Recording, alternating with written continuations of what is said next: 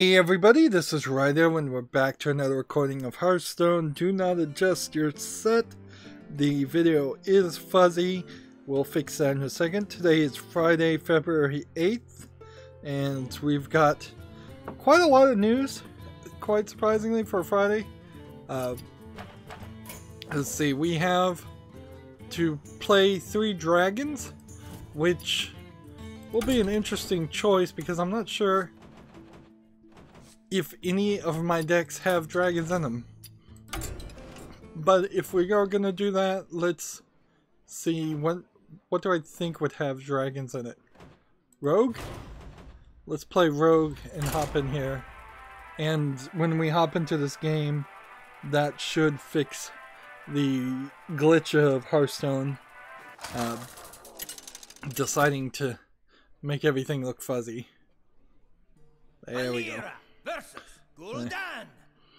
Hearthstone's gotten increasingly more glitchy lately. If you're watching this live, I just came back from a break and ate some fettuccine chicken and let's see, this is not a dragon. This is a dragon. Yeah, broccoli, fettuccine, and Alfredo, which was very good.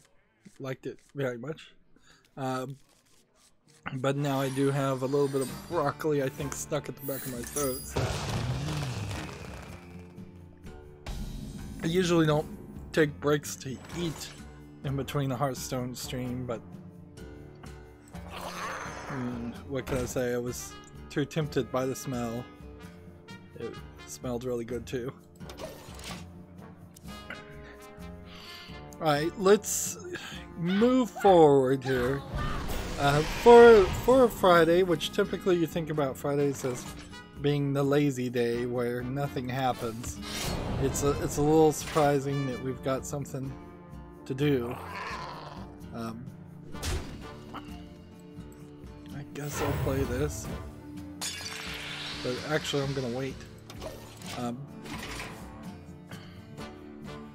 So we've got a decent amount of news. I think this is because either Steam decided because of the Lunar New Year to kind of delay games coming out, or the What's on Steam following app decided they didn't want to announce anything, or it messed up. That might have been the case too.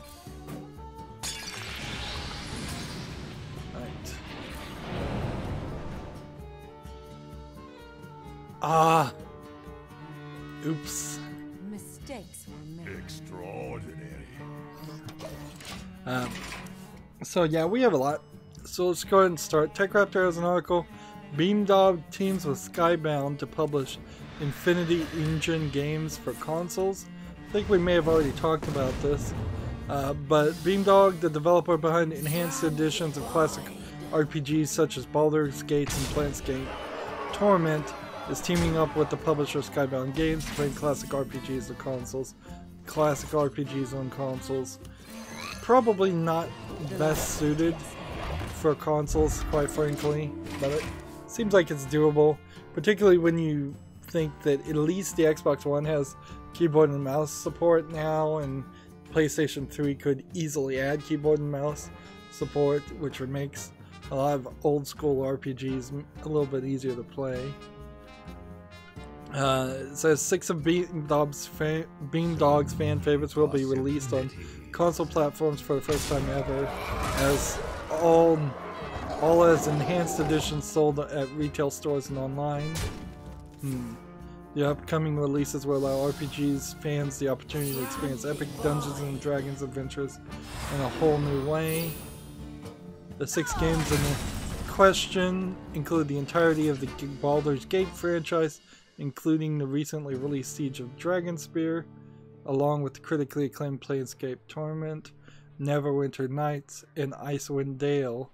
Each game, which already has an enhanced edition available on PC platforms, will be made available for consoles starting this year.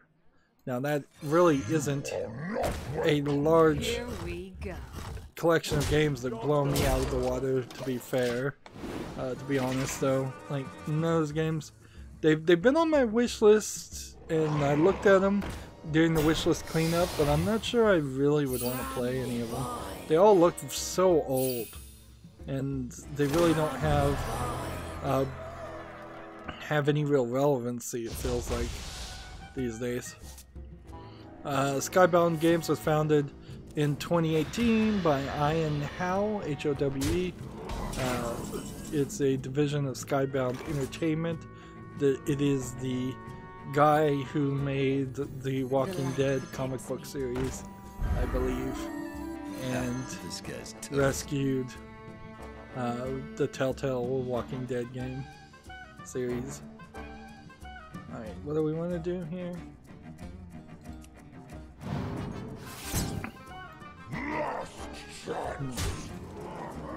And in the turn there. Skybound is currently the owners of the now defunct Telltale game The Walking Dead, which they acquired in October 2018, and has helped the publishing of a number of indie games, including Slime Rancher, which I still haven't gotten around to playing and I would like to, and The Long Dark, which I'm not really interested in, and Death's Gambit, which is another game I might play at some point. Here we go. That.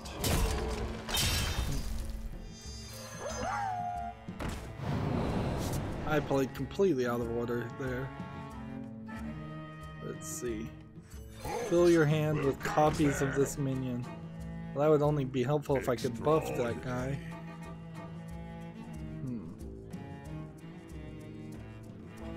Whenever this minion takes damage, discard a random card. Alright. Let's take this guy out. No release dates or even consoles have been announced yet, though release dates may be closer to becoming closer to PAX East, says the article.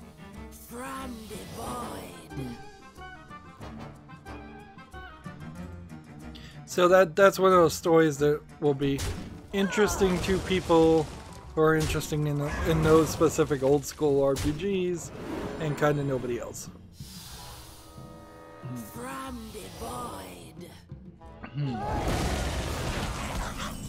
So at the end of the turn, summon 2/3/2 imps.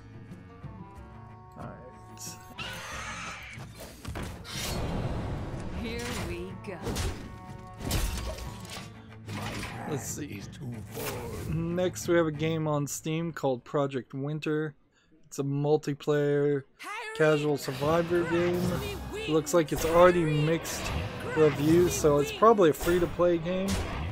Visually it doesn't look too bad, although these indicator and health bars are slightly boring. Looks like you've got some variety and customization. I'm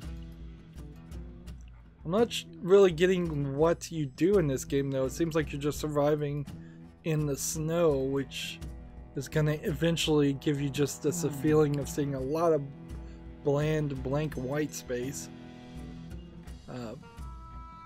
Early access, $19.99, multiplayer only.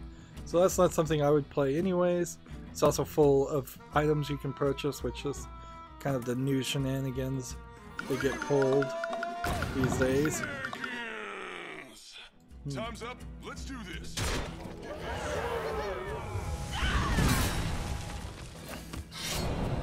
I'm gonna lose here. I want to look at the reviews of this to see why people are not liking it, if it's already at mixed reviews. Negative reviews. I'm seeing things complaining, I think, about ping in Asian languages and Russian. So it seems like it's connection. Network error, cannot enter the game, suggests a fix. So there's like a lot of people that are reviewing it negatively right now because they can't connect to it. Alright, which I mean, that is an immediate negative review. That has a deserved immediate negative review when you cannot play the game at all that you bought. Let's see. Project Winner, it says, is an 8-person multiplayer game focusing on social deception and survival. Communication and teamwork is essential to the survivor's ultimate goal of escape. Gather resources and repair structures and brave the wilderness together. Okay.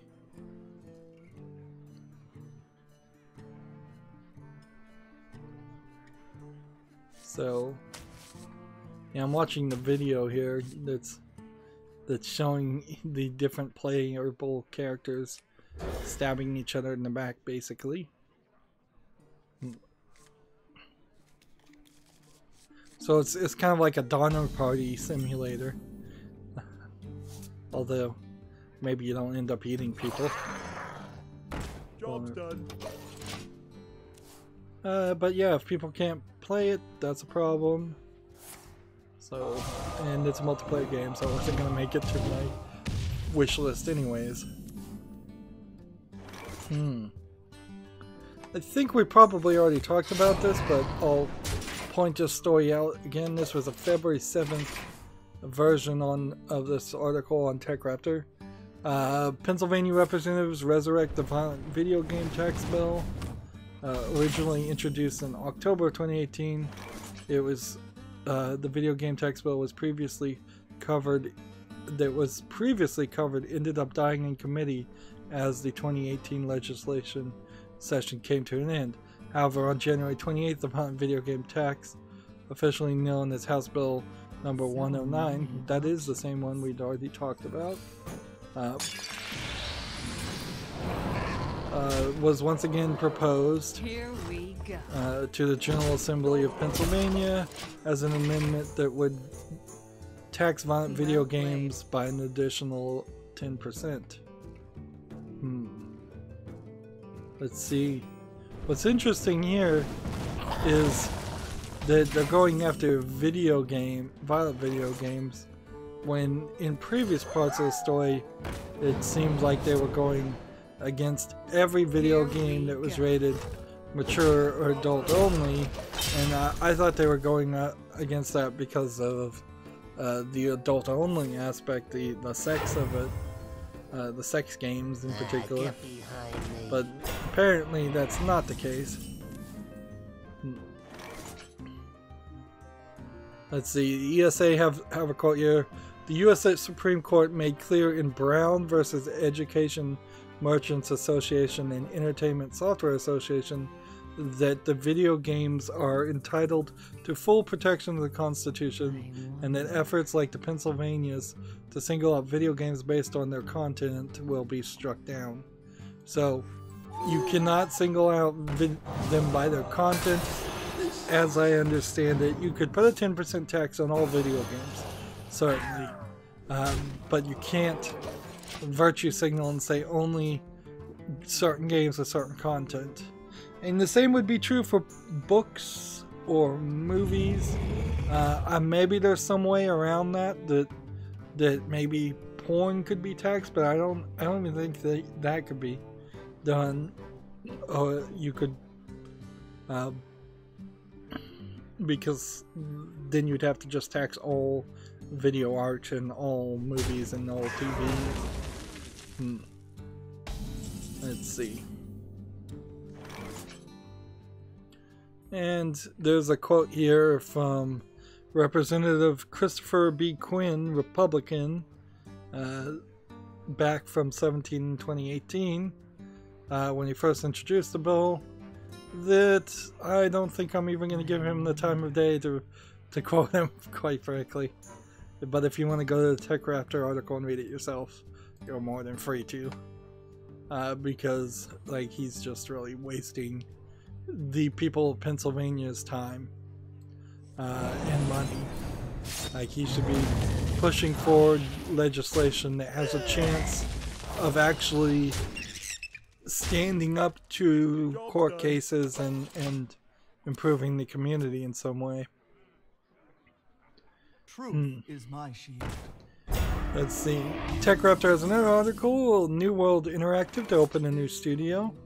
The developers of the Insurgency Sandstorm have announced they will be opening a new studio in Calgary, Canada. Is there really anything else to say about this article? No, not really.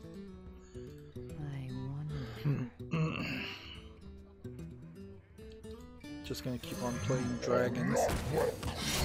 Here we go. And in the turn. GameIndustry.biz has an article. Zynga CEO, it's quote, too early to tell, end quote, if more will follow Epic's anti-App Store stance. Now, in this case, it's not, I think, talking about the Epic Store rejecting, say, mobile games or mobile ports, I suppose, is what they would be potentially rejecting. Like, maybe the Epic Store would do that, maybe it wouldn't. We'll have to wait and see if that ever happens. What they're talking about is Fortnite coming to the Android phones outside of going through Google Play. This guy's toast. And instead choosing to simply have people sideload Fortnite. Let's see. So the Zynga CEO Frank Gibeau, Gibeau, says Casual Games Firms has a quote great partnership with both Apple and Google. So yeah. Honestly, really, Fortnite and only Fortnite is the only people that would get away with forcing people to sideload games, and it opens the door to having kids sideload like virus-infected versions of Fortnite, and it's just dangerous. And quite frankly, I just don't think it's a smart move to take Epic's stance to say we can own the vertical monopoly of all the money that comes in from a game, that we can own the money from being the developer and the publisher and the distribution agent and the people who are supporting the back-end servers.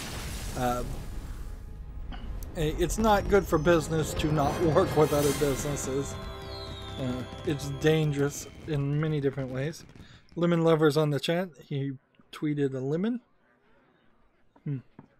As is his usual.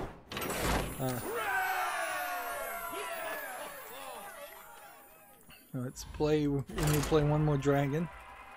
Let's see.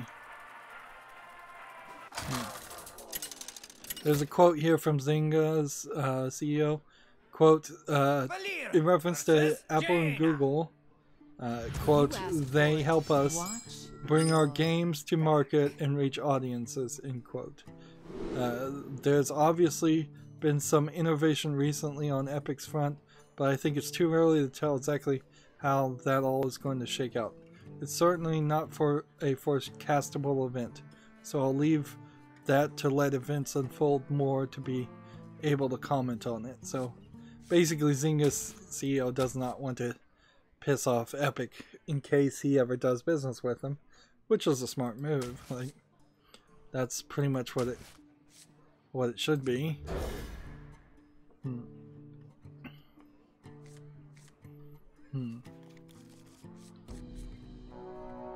Right now, there is no Fortnite on iOS because they will not share their profits that they make on Fortnite with Apple through the iTunes, because it's against Apple policy to sideload and jailbreak an Apple phone and sideload apps, whereas Google's a little bit more open and you can sideload apps.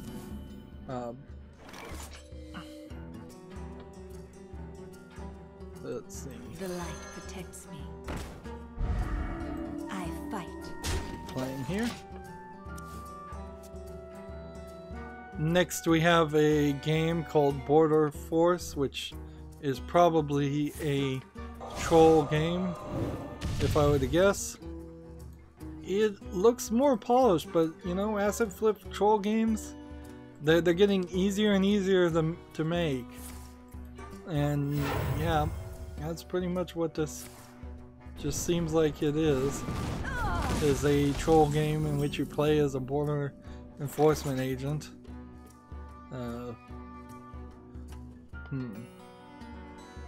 Actually, this seems like it's more of a statement on Brexit and their border and all their issues, more than it even has to do with the United States.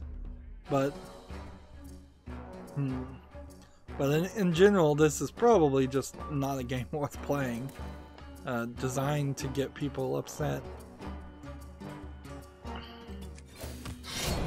Let's do that. Here we go.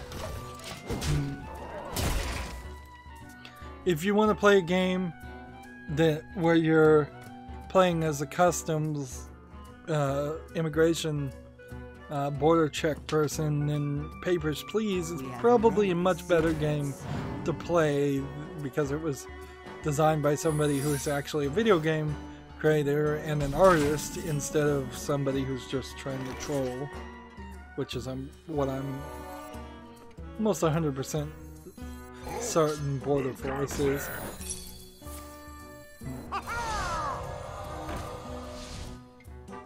Okay. So I'm gonna hit this, and then this, and then I'm gonna hit that. Gamatsu has an article, Onichambra Origins, first details and screenshots. D3 publisher has released the first details and screenshots for Onichambra Origins. It's been a while since there's been an Onichambra game. It's upcoming Tamsoft developed remake of the Onichambra and the Onichambra 2 for PlayStation 4. So they're taking the first two games and remaking them for PS4, which, heck, by the time it gets developed, it may not fall within the PlayStation 4's requirements. Next elemental you play costs 2 less this turn. That's cool. How can I use that to my advantage? Hold it! Here we go. I don't think I can.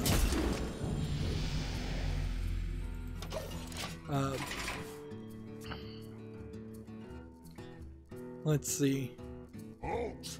Who goes there? If they're working on a remake of the first two Onichambra games, I wonder if the latest Onichambra game kind of ended the series, and that's why we haven't seen any talk of a new one. Only one of the Onichambra games is on Steam, so I'd like to see them all come to PC.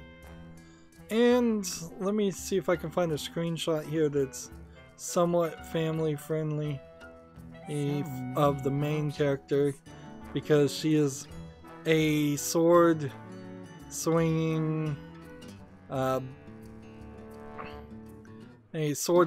zombie killing anime girl, older anime woman, I suppose you might say, but what is that?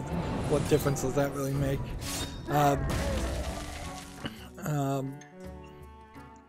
Who wears a cowboy hat and a bikini while doing acrobatic kicks and things. So we'll just do a quick web peek here. Here's your main character of the Onichambra series with her samurai swords.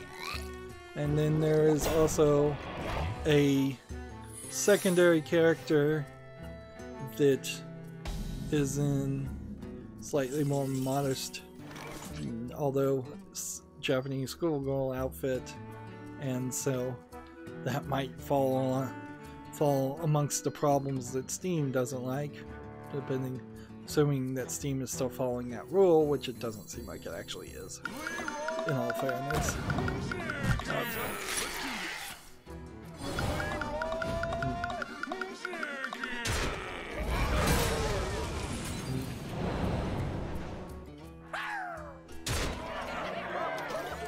So here's a picture of the secondary character. Just skirt and basic schoolgirl outfit with a samurai sword and thigh-high stockings. And that's pretty much the only two screenshots that I feel perfectly confident on showing, because a lot of the game seems to take a lower angle picture, and apparently there's a third character. I wonder if she's the bad guy. Can I do this? Ha, this guy's toast. Let's kill this guy.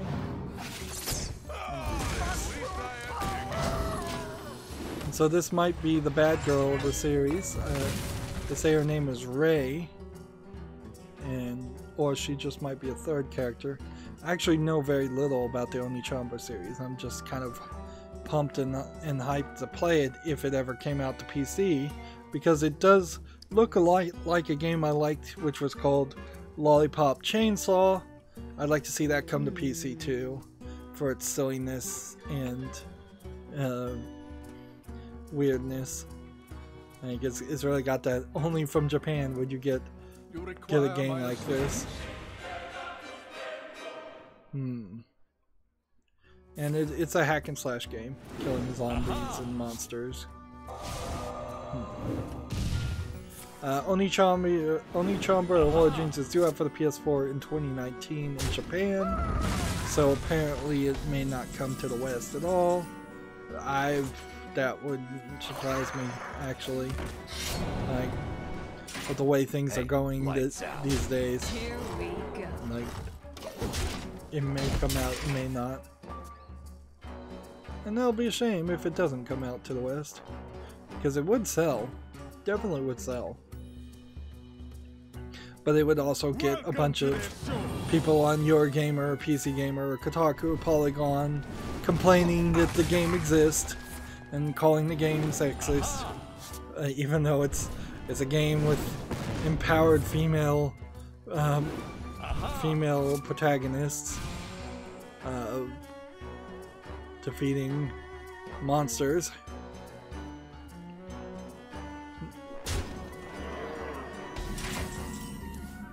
This next game looks a little interesting. I'm not sure I'm not getting tricked here into being more interested in something than I should. Here we go. Yeah, this guy will win the next turn almost certainly. We'll stay and watch the loss.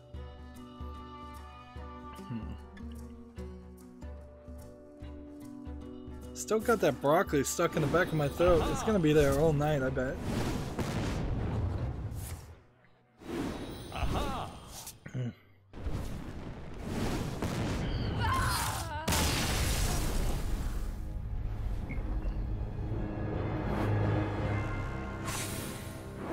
We're losing all of our stars to play dragons.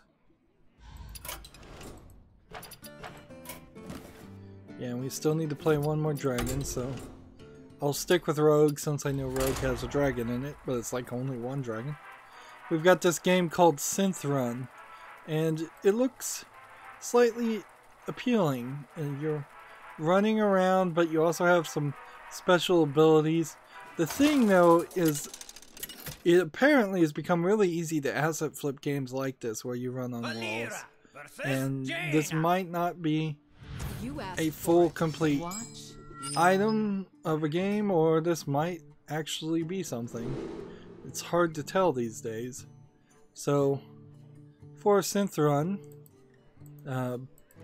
you could say it's lacking in a good skybox, and that's kind of it. It's doing some basic neon colors. But it's $1.99. I'm willing to put it on the fall list and get some feedback from some other people that buy the game and decide later if it actually deserves to be played. I'm gonna hold on to the dragon card. I think that's actually the first game today too that I've actually considered putting on the fall list. Everything else has been rejected, which is not uncommon. The light protects me. Moving on, GameIndustry.biz has an article. Riot, Sega, and 4 more join the ESA. So the League of Legends studio, Intellivision, Wizards of the Coast sign up as Sonic publishers. Natsumi and THQ Nordic return to the US trade group's ranks. So did Sonic publisher Natsumi and THQ leave and then come back? Now the ESA group, we have to always remember, is basically just a lobbyist firm that creates the age ratings in the West, in the United States.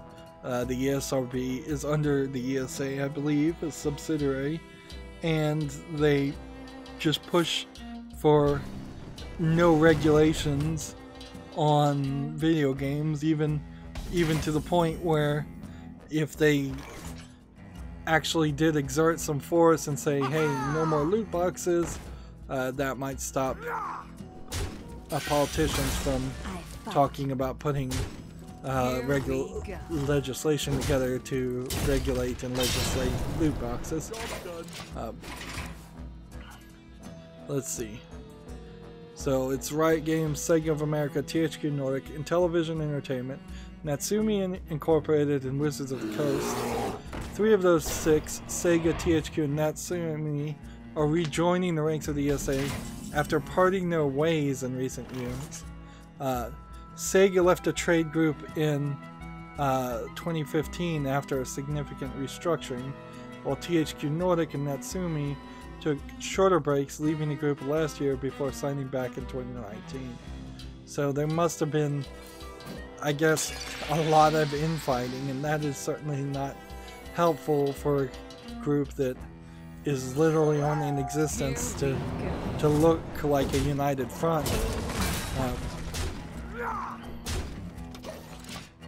But in all realisticness, there's not going to be a new competitor to the ESA that comes out. You could make the argument the ESA doesn't really need to exist, but it's probably better it does exist than it doesn't. It's hardly like it's a tax-funded organization, and I doubt video games will get cheaper if the ESA disbanded tomorrow. Assuming any of those companies actually pay any kind of dues for membership. You're not welcome here. Here we go.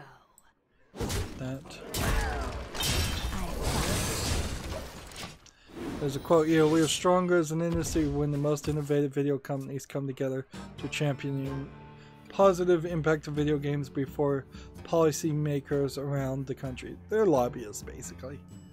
Acting ESA President CEO Stanley Perry Louise. We look forward to working with our expanding membership to leverage their support with a unified industry that shares ideas, engages with policymakers, and nurtures the next generation of creators.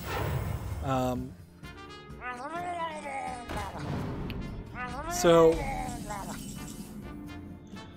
what do you take from the 6 that have joined back, that have joined? The League of Legends is going to push, specifically, their focus is going to be around, I assume, no esports limitations and no loot box limitations. I'm not even sure League of Legends actually has loot boxes, but I imagine they'd push for it anyways. Intellivision, on the other hand, I can't think of a single game Intellivision is still even making. So I don't know why they're even in the video game industry. I'd have to search their name to just figure out what have they published. Wizards of the Coast, on the other way hand, is Magic the Gathering Arena, again a loot box company. Sega does have a lot of like arcades in Japan and pachinko games, so maybe they want to expand like loot boxes and gambling and pachinko in the West. Otherwise, I don't know what Sega's main focus really would be there. And Natsumi, I have no idea what they published.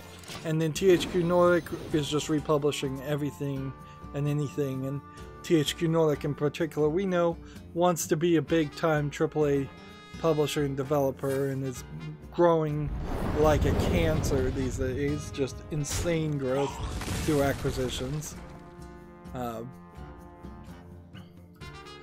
So yeah, I could see why they definitely would want the prestige for what little there is of joining the ESA or rejoining the ESA. I kind of wonder if maybe they fixed whatever internal fighting was going on too. This guy's toast. That would be the only reason I assume that they came back after a year. Now there is this whole issue certainly of infiltrating organizations.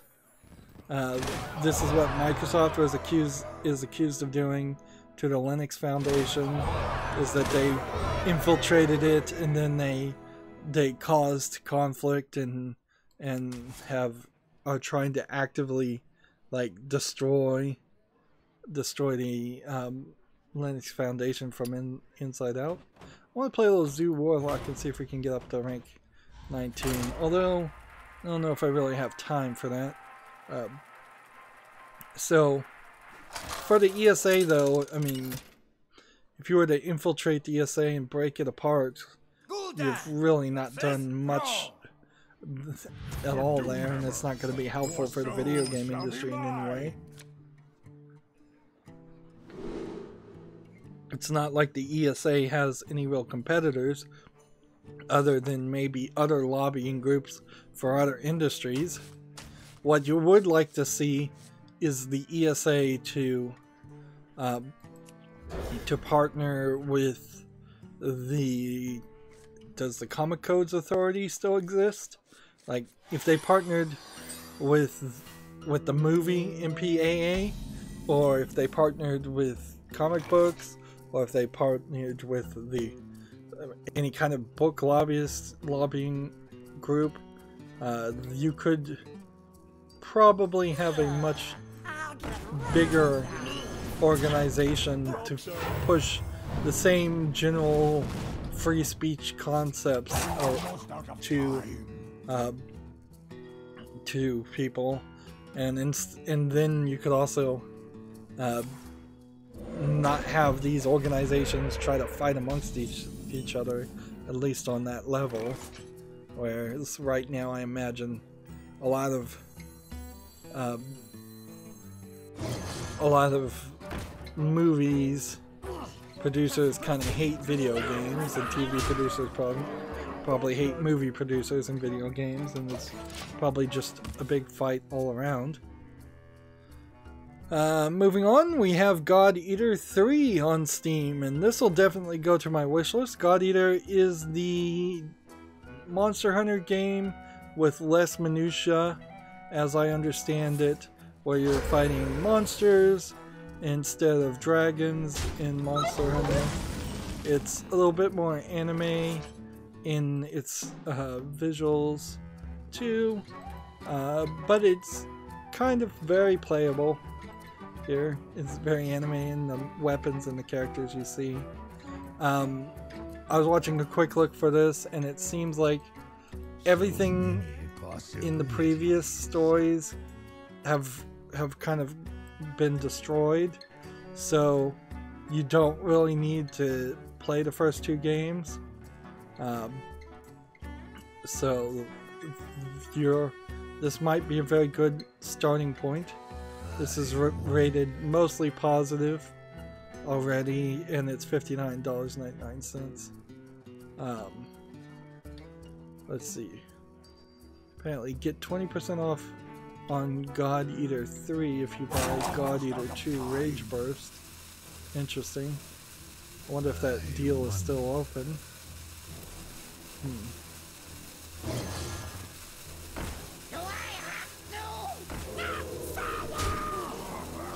There we go. So yeah, that'll go to the wish list.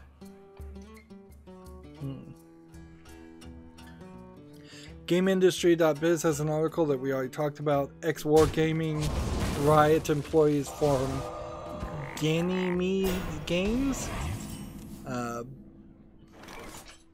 So yeah, there's making a Las Cruces, New Mexico studio for 4 people because they're getting a tax rebate for making it in Las Cruces, New Mexico. They have basically nothing else to say at the time, at this point. So no games to announce, no real ideas other than it's going to be small, short experiences.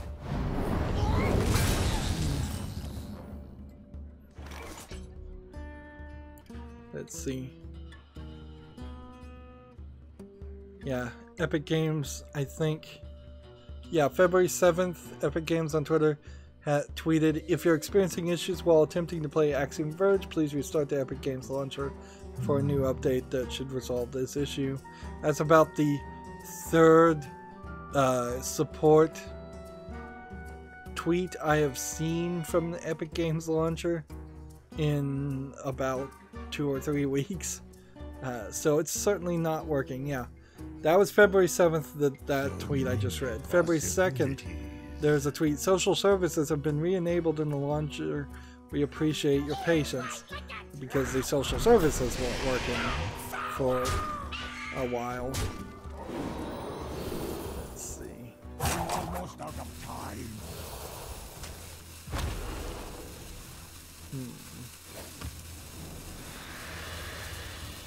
Play that.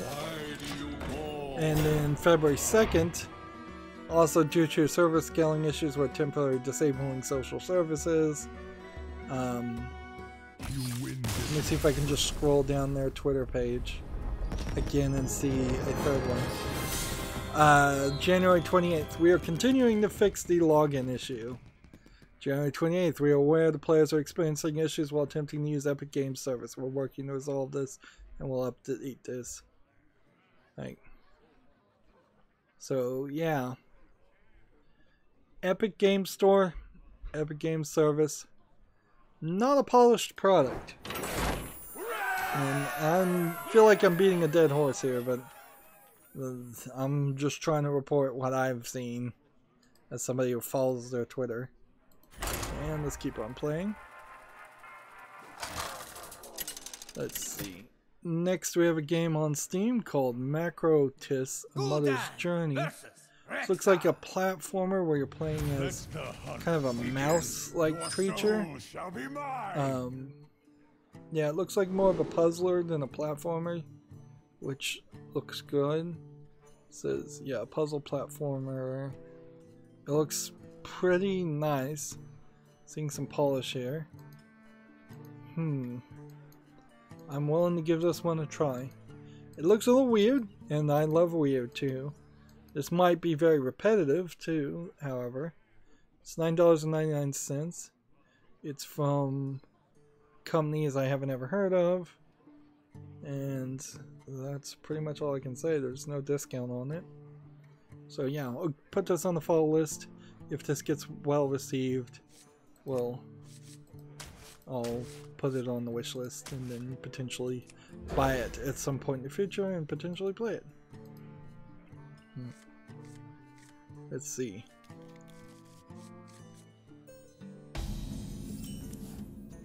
Interesting. Gamma Sutra has an article that I opened and it says, the news story you have requested does not exist. You are now being redirected to the main news page. Cancel that. Almost out of time. And even if I click cancel, it just redirected me anyways. So why let me click cancel? There was a news link. Maybe it had a bad link in it. That is shady, certainly. Like, you cannot do that as a news reporter. Even if you report something completely wrong, you need to have the original version of the story, and then you need to have an update visible at the top. Like, we've seen previous instances of this where the people have tried to do these bait and switches updates and retractions and not really ever admitted that they were wrong or let people see their mistakes. Let's see. I'm gonna do this. Oh, darn it, is that not a demon?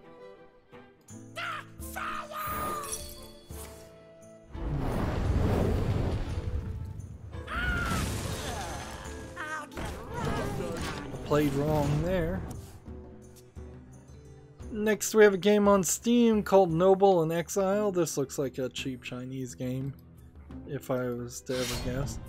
Although the low polygon thing is not something you see a lot done in cheap Chinese games.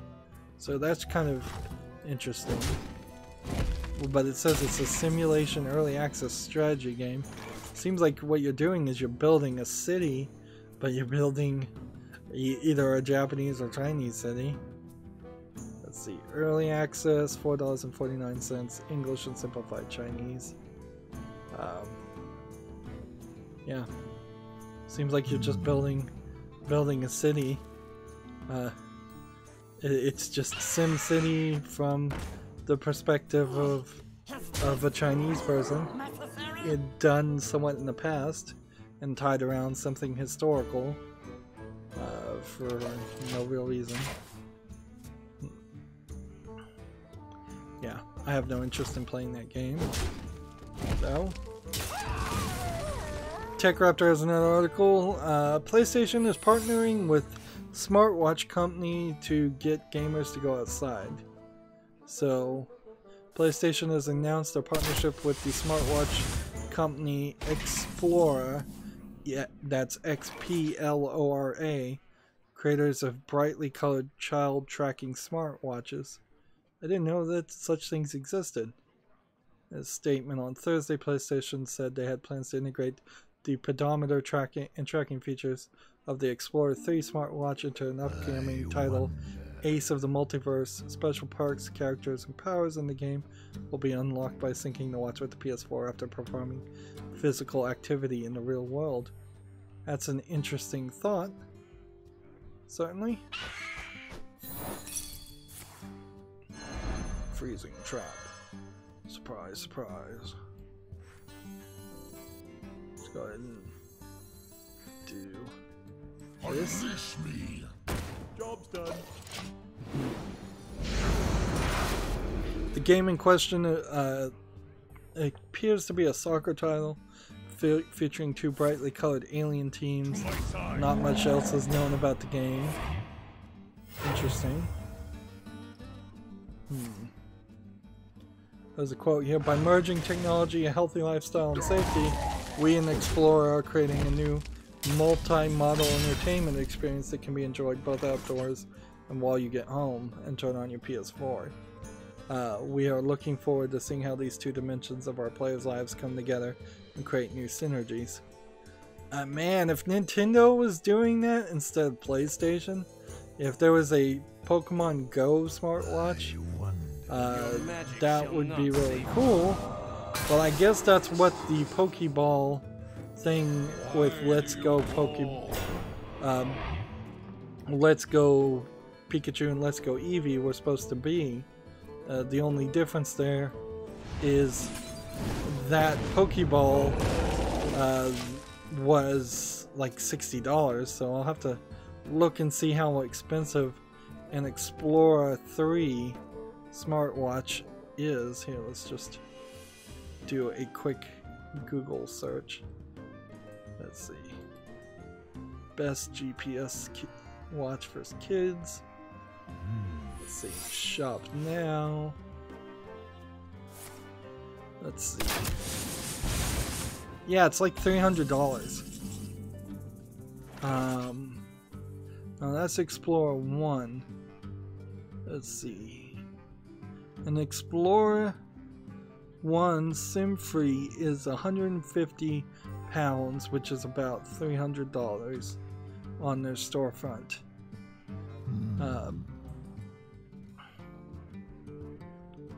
Yeah, this is ridiculously expensive. There's no way anybody would fall for paying that much.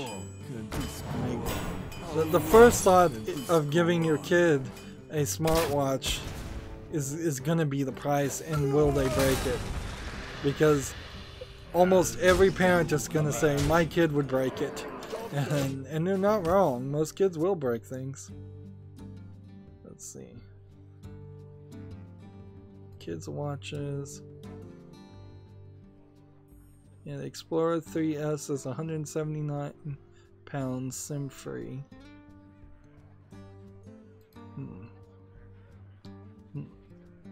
And it comes in blue and pink, and those are the only color options. And I think if you're worried about your kid going missing, that worry probably significantly increases with the more amount of kids you have. If you have one kid, them going missing, the worry is a lot still, but not anywhere as bad as if you have 3 or 4 kids running around in different directions. That's more than 4 times the amount of worry, I'm sure. It basically just has a smartphone in it, so you can GPS search for him, which may or may not work depending on how missing your kid goes, because if he's missing inside of a lot of stores, you may not get any kind of GPS signal. If your kid is missing out in the forest, it may not really matter so much if you know where they are. In general, kind of unspecific GPS coordinates. If they're kidnapped, then the watch is probably broken, or taken off and left somewhere eventually, assuming the people know anything about that. And inherently, for $300, you're better off giving an old cell phone, an old hand-me-down cell phone to your kid, even if they are gonna break the screen or something. Just like, yeah, that makes a lot more sense to send a hand-me-down phone. This and do this, and then draw this.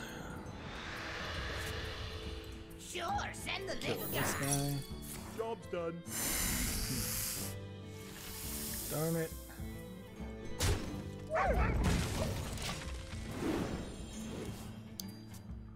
Moving on, we have a game on Steam called Super Ball, which looks like it's a Rocket League clone with guns, shooting a ball. Looks really very fast-paced, but it doesn't look quite polished enough for my taste. It's a multiplayer game, so I probably wouldn't play it anyways. Free to play with loot boxes, it seems.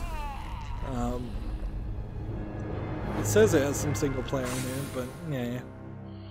If you want to try this free to play game out, it's here for me. I have no interest.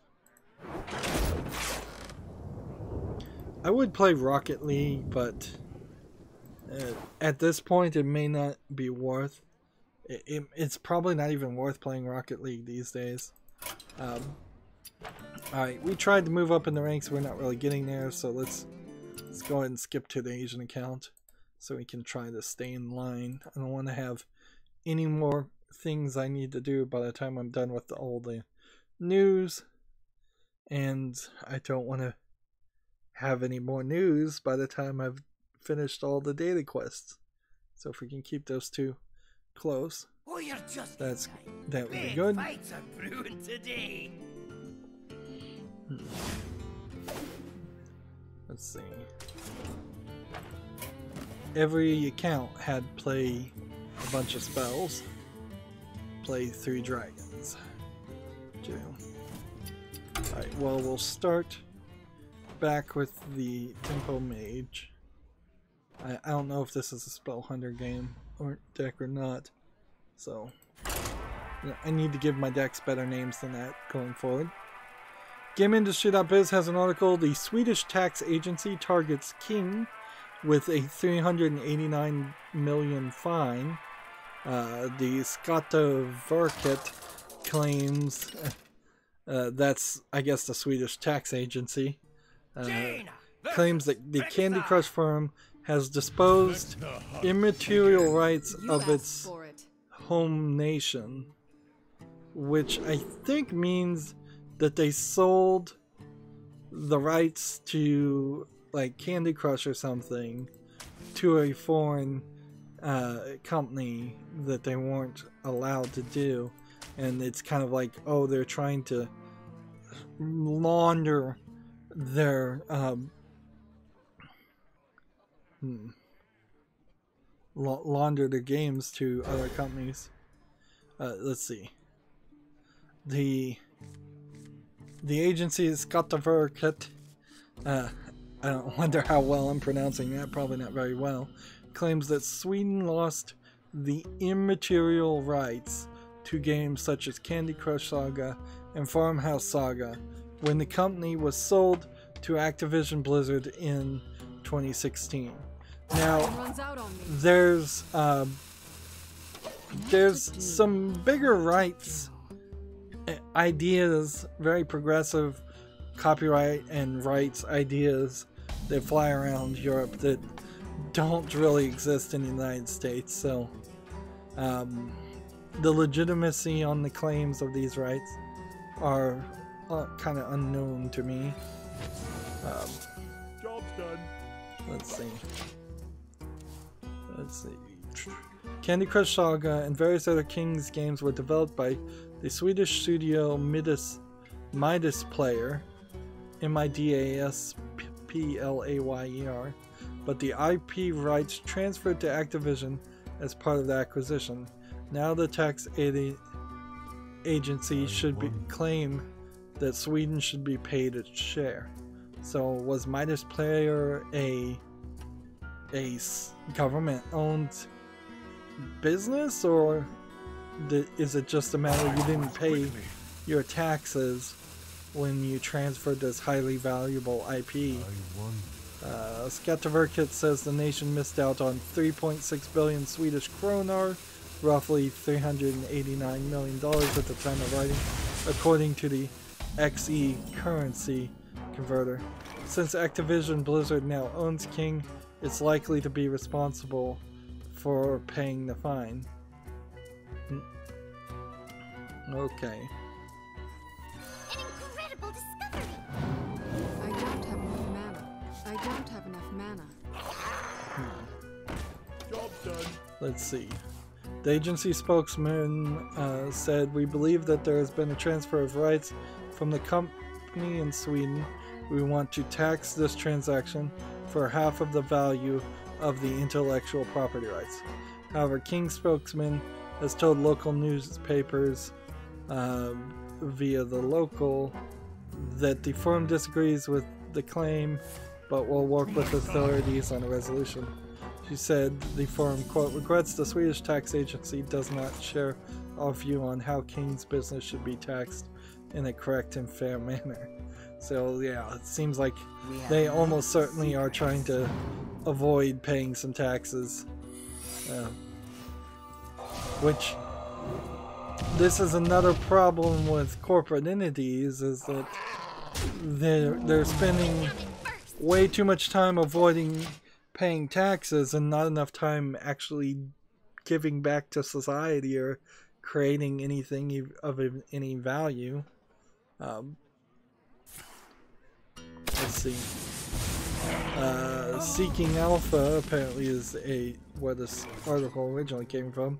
Notes that this is not the first time the Skatteverket has taxed King for shifting finances away from Sweden. It previously claimed over 500 million kroner, roughly 55 million, when it believed King had moved profits belonging in Sweden to Malta. And everybody does that, moving money to Malta. That's from what I hear. Science overwhelming. I found it first. King has until the end of February to pay the fine. So, unless King can pull off some miracle, it seems like they're gonna have to pay that fine. Which means Candy Crush is probably gonna screw some more poor suckers out of money. You'll see some kind of sale, or the game will just get magically harder.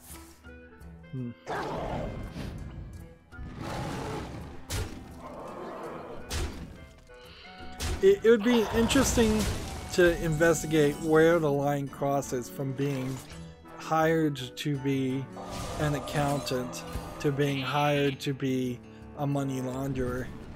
I imagine what it is if you just get into accounting, corporate accounting, and you just follow the rules as they're written, you probably have such terrible performance reviews that you never get promoted or get ahead anywhere in life. And only by cheating your way to the top, it's probably an entire industry where everybody cheats to the point where it's ridiculous. Kind of how I heard a story that cheating is so common in China on school tests and such that the students will revolt if they're not allowed to cheat.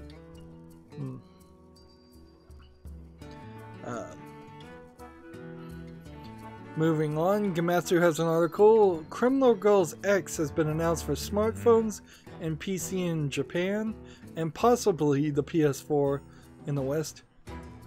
Criminal Girls was a 2010 launched RPG series. It was, I think, like a dungeon crawler game with a bunch of anime girls that were supposed to be in some kind of jail, and they were all wearing black and white stripes, and you're supposed to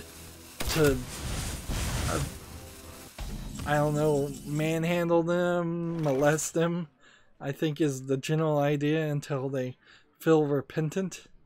I never really got the full thing. It definitely looked like it was a 99.9% sex game. Just like you. And I never really got any further than that because it seemed like it was just pretty blatant about what it was. So I'm gonna watch this trailer and see what, if anything, is in this trailer.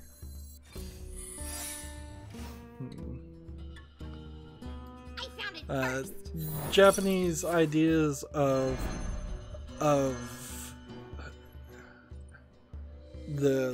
their jail system is not something I agree with at all. The general public believe that every single person in Japanese jail is an unrepentant, unrehabilitable criminal. You kind of don't have a lawyer. You're set against 3 magistrate judges when you're convicted. Most people are forced into confessing even if they're innocent because there are no real defense lawyers in Japan at all. And if you're a foreigner and you're going to jail, forget it. That's even worse. And there have definitely been some anime stories out there where the jail system is just taken to the most, not the next level, just like the furthest level you could even imagine of extremeness.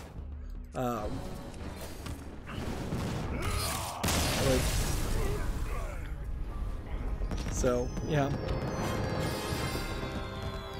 it's it's more of a fantasy than a reality in most Japanese people's minds, and they're ignoring that there is a reality and there are problems with their criminal and legal system. Now I watched that trailer and it didn't show me anything at all. Let's see.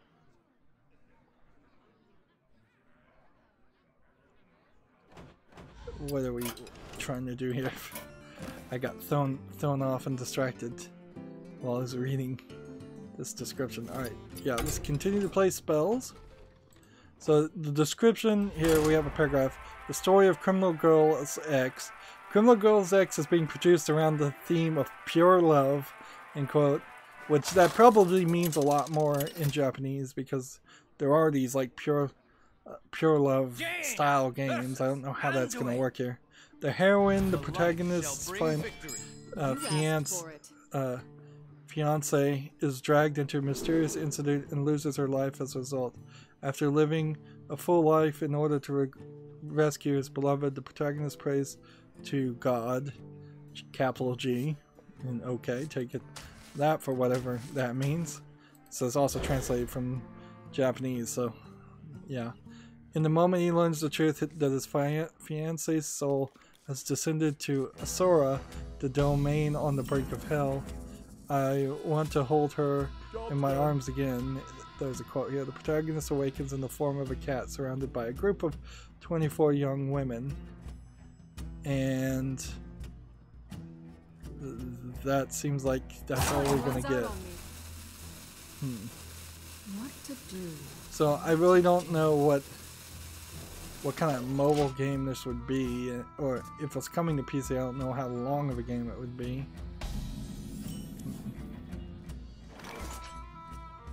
They're collaborating with Nippon Ichi Software for an English version.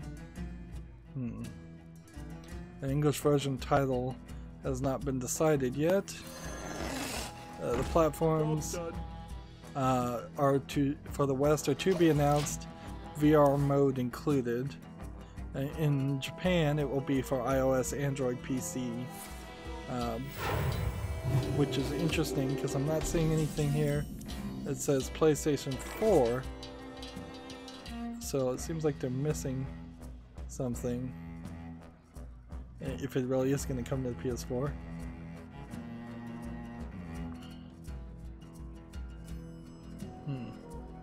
One thing I will say, and we can kind of do a web peek here in a second. We have many secrets. Is that the outfit and appearance of the character that they're showing right now for the Criminal Girls X is not as scantily clad or provocative as the screenshots on Steam for Criminal Girls, the Criminal games that is on the Criminal Girls game that is on Steam. So if we do a web peek, this must be one of the main female leads. And you can see the black and white stripes on the shirt, but then you've got a coat and you've got mixed match socks and shoes and a skirt, and that's not as bad as it was before. So they might be going in a slightly different direction with it. I imagine the previous Criminal Girls games did sell relatively well, so I don't see why the Japanese company would stop making games in the series. Moving on, we have a game on Steam called Rodent Warriors. It says it's an epic 2D RPG indie retro game. Yeah, right. Just throw everything in there. It's tagged just RPG. These graphics seem a little old school, too old school for me. You're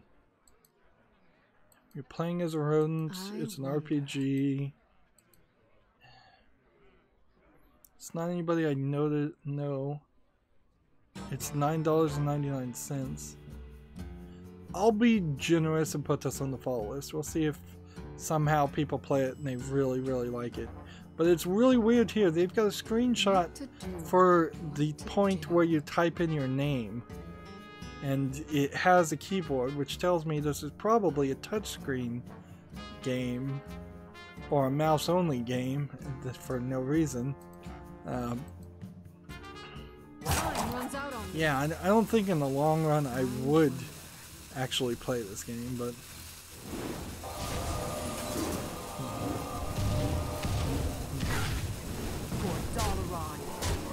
there we go. But I'll give it a chance, a small chance.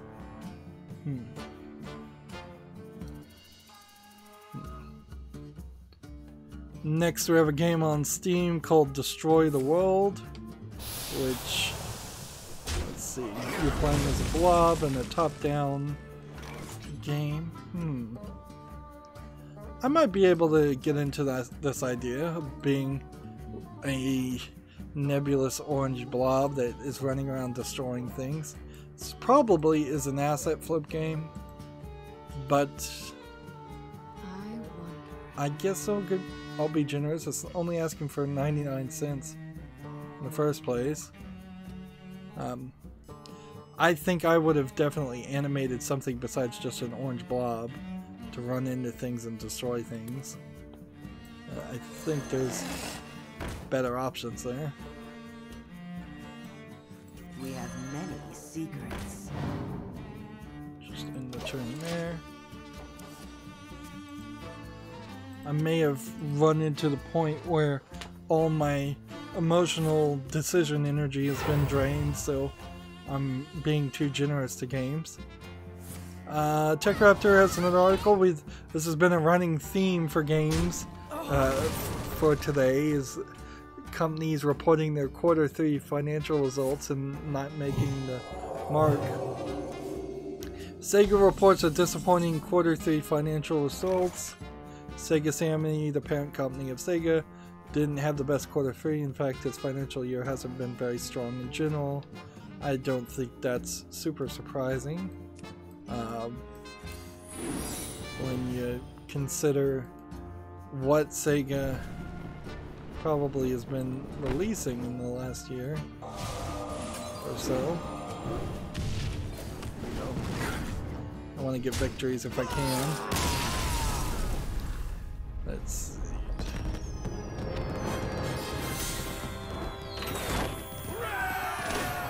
Let's see if there's anything really important to say here. An overall decline in revenue at 6.8% or $2.27 billion.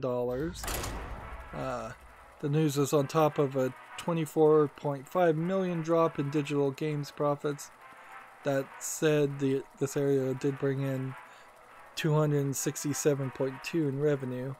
Packaged games did okay, bringing in 73.6 million from 397.3 in revenue. Unfortunately, Sega also reported a 20% dip in pachinko and pachinki slots machines, which are half pachinko, half slot machines, to my understanding.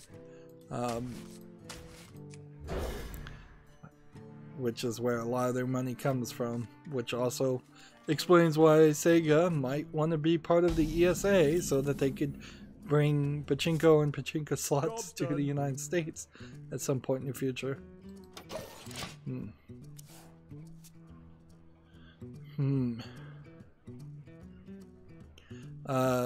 According to another website, the company predicted a drop in interest and are getting into the casino industry to compensate. Sega has partnered with the South Korean group Paradise City to bring gambling to Japan. This move is in the anticipation of Japanese gambling licenses hopefully issuing coming 2020. Despite this, the group had to revise their pachinko sales projection from 1.1 billion down to 929.4 million. Let's see. Let's play that.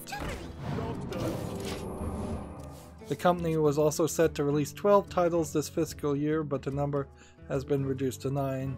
However, Sega believes they will make up for these operating licenses. Games like Football Manager 2019 are serving the company well in the package department too. That said, numbers are still down from Q2 as sales from previous titles slowed. I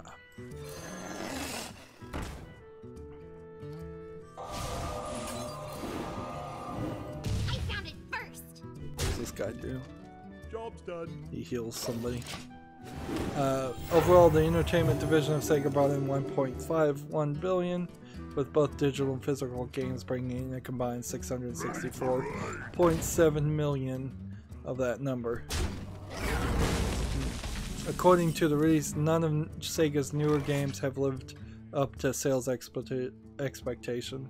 This is due in part to the Japanese mobile scene and a weaker quarter thanks to game delays.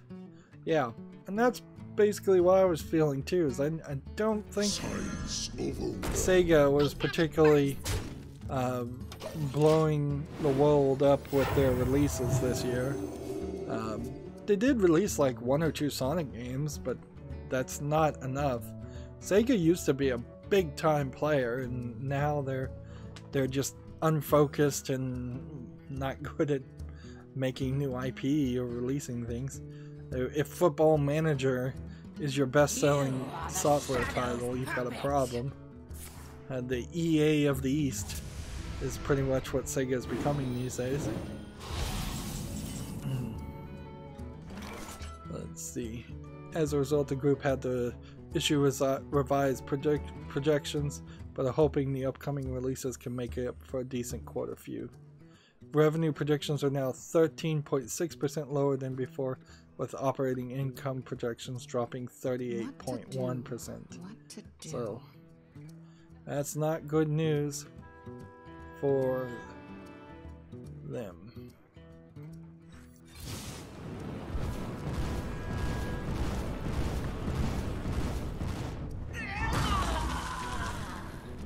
Let's see, we'll hit this, kill that, and hit that. And then in return, I kind of wish they would stagger their Q3 responses. Then all of these games, all these game companies had the same Q3 results. It feels like in the same couple of days, because that's when I guess the quarter ended. But and that is just bad for news. Let's see. Next, we have a game on Steam called Dream Enders RPG. It looks like a piece of garbage RPG. I'm not even sure this is actually using RPG Maker. It looks so bad. So visually bad. Early access free. I guess the price is right. But I need not say anything more about that game. And the next game, I'm not sure is any better. Let's play this. Someday I'll be just like you. This. And that. I found it first. So, next we have a game on Steam called Sky Labyrinth, which has an asset flip anime girl, although you can't even really see her from the background, and she's just walking on some basic generic textures that have been assetted, pre-bought I'm sure, and she's running on platforms that seem to change gravity, doing some kind of platforming that in no way looks like it's realistic to do, nor does it look like it's fun, or varied in any way. And see, when you see levels like this, you know that they don't know what they're doing when making a video game, because nobody makes levels like that except for mobile games. $2.99 undiscounted. English and Japanese. I'm surprised it even says it supports Japanese. This might be another one of those examples of a new generation of indie Japanese developers who don't really know what they're doing, making bad quality products. Time runs out on me. I mean, it's almost in an effort of fairness, Japanese game developers now have started making bad games. They've always made bad games, but they were usually filtered out and not allowed to come to the West if they were terrible. Let's see. Next, we have a game on Steam called Nuclear Power Station Creator. It looks like it's a simulation strategy management game. What is real? It doesn't look terrible for a little like mobile game, if that's what it was. Like the slight idea is kind of cool there, but I don't see how this goes very far anywhere. It's from, is this Playloft? I can't read that. That's a recognizable game company. Early access, discounted for $4.89, English and Russian. That's strange. You'd have a game centered around Japanese nuclear reactors, and yet it doesn't support Japanese as a language. It is Playloft, but maybe a different Playloft? I'm gonna have to look and see what Playloft is. Like, that sounds like a game company I've heard before. Let's see what else they've published.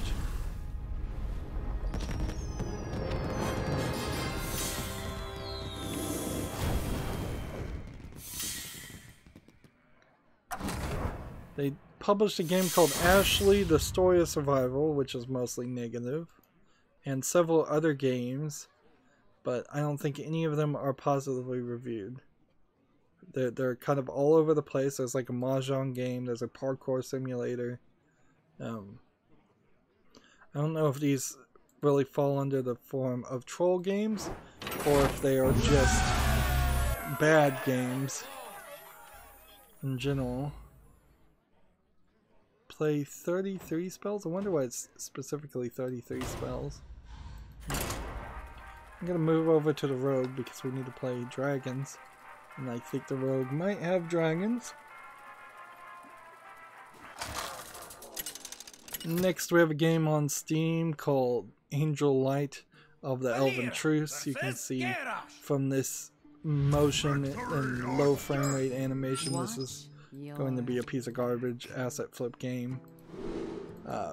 Maybe there's some concepts here that if these concepts were given to somebody who could actually 3D model and animate things, that would work. But since that didn't happen, this is total garbage. Discounted to $8.99. Laughable. Alright, we want to just trade out everything for the first run to see if we actually have a dragon to play. And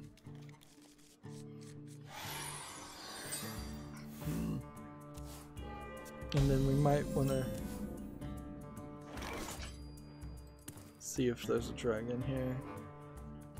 There is two dragons there. There's a dragon. Yeah, so there's either 3 or 4 dragons to start with. Let's see, next we have a game on Steam called Bloody Mary Forgotten Curse. This is a dark screenshot syndrome style game. It's probably an asset flip horror game where you can't really see anything, so it doesn't matter. It seems like you're wandering around being afraid with your flashlight. I think I've seen this graveyard asset used at least a dozen times. Discounted to $8.49. English only language. And from an unknown publisher studio. So, yeah. That's all the components of something I have no interest in playing.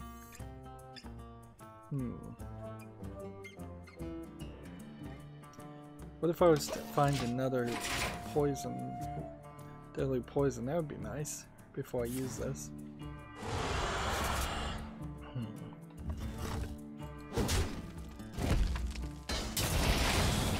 GameIndustry.biz has an article: Fortnite iOS revenue estimated at 500 million. Sensor Tower data shows Epic's game reaching the milestone faster than Clash Royale or Honor of Kings. Well, I didn't think Fortnite was on iOS. I am woefully undereducated onto whether it's on the Apple things. Oh, maybe I saw one article that happened before. No. It says Epic Games Battle Royale shooter launched on iOS on March 15th, 2018. That would have been a long time. It is claimed that it has reached 500 million in revenue after 326 days on the App Store. Interesting. I didn't realize it was on iOS, but I guess it is. Okay. In the end, that's just kind of the same story over and over again. And Fortnite has made a ton of money.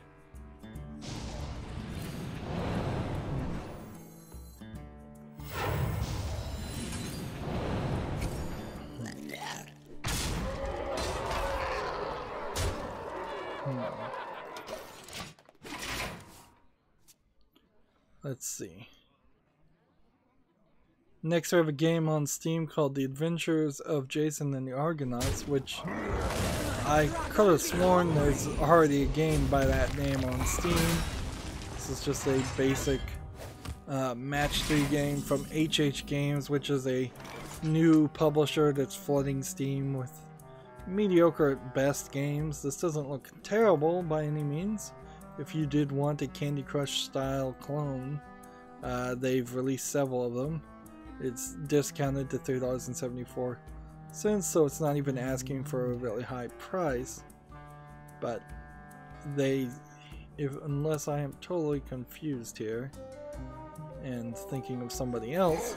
Who comes there? Here we go.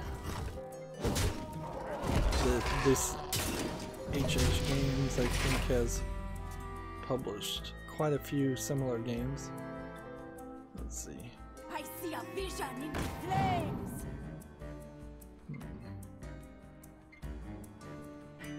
Yeah.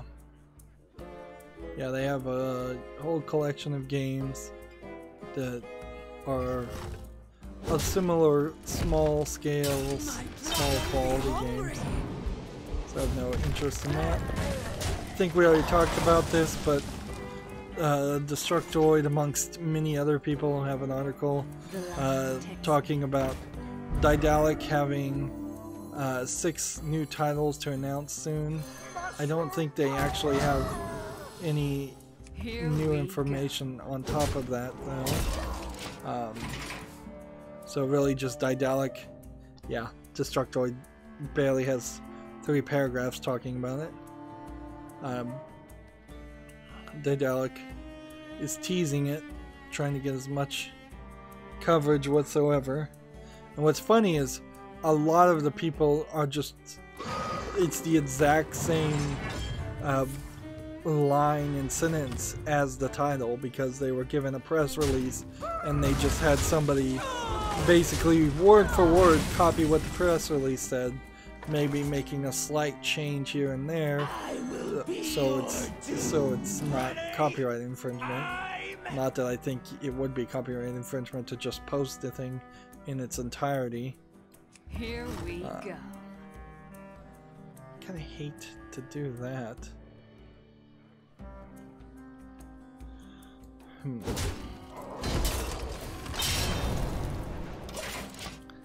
Let's see. The company Studio MDHR is looking for a game designer. It's a Canadian company that made Cuphead, I believe, so, because I'm looking at a picture of Cuphead, playing Cuphead. We could web peek that. Here's a picture of Cuphead playing Cuphead. But yeah, they're looking for a game designer. They want to make more games and build out Cuphead to be a series that continues, and that they were a little overwhelmed on what they were doing, frankly, because remember, originally Cuphead was supposed to just be a boss run game where there weren't any platforming levels, and it probably was going to be a lot shorter than what it came out as. They really made the right decision and kind of delayed the release, and because of that, Cuphead was one of the best games of the year that it came out in, and I'd really love to play it at some point.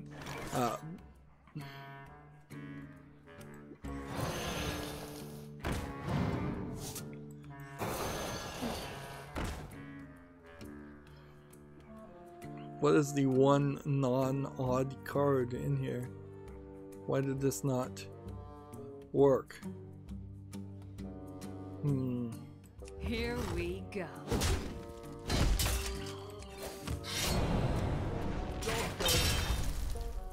Why is it's this Cold Blood card? I need to change this deck. That Cold Blood needs to be removed.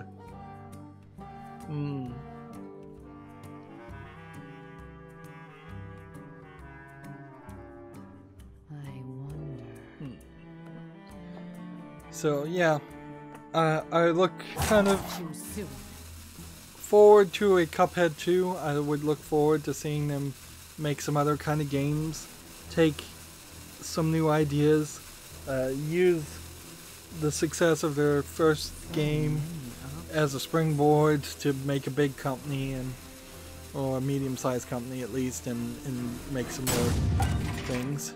Oh, that was me.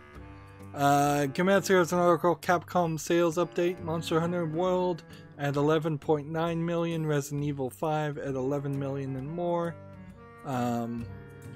Let's see, here's a interesting comparison.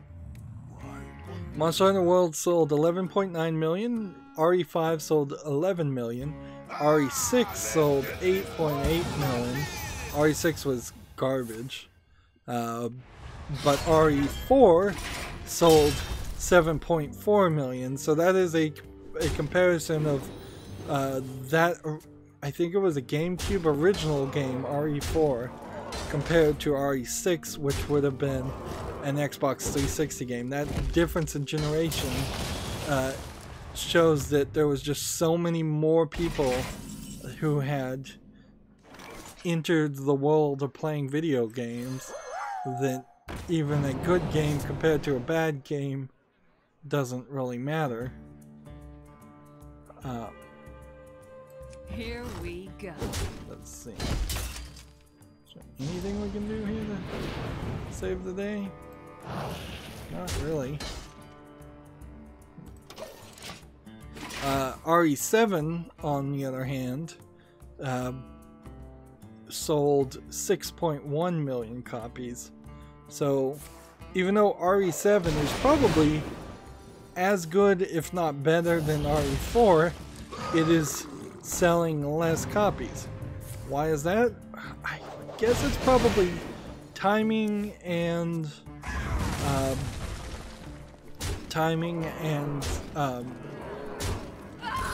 competition would be my guess.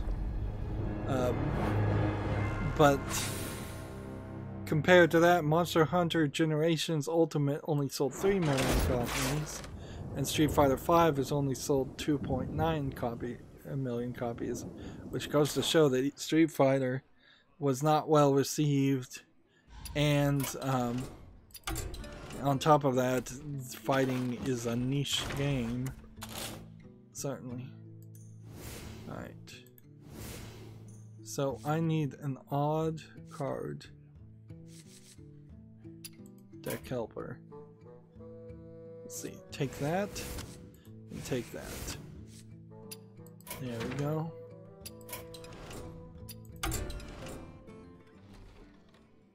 Let's try that.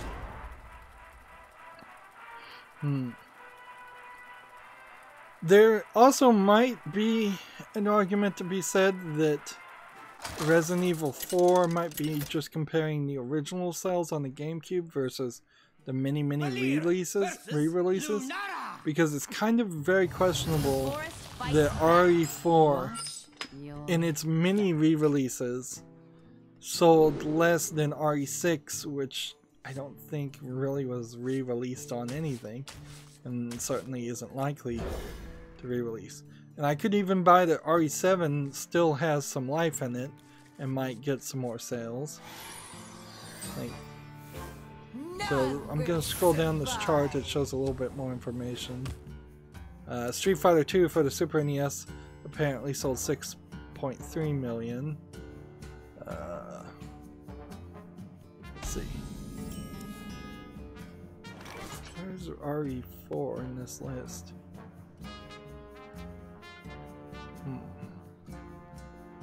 It's being hidden.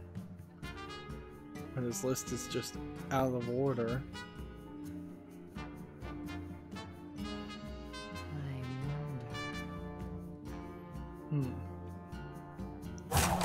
Yeah.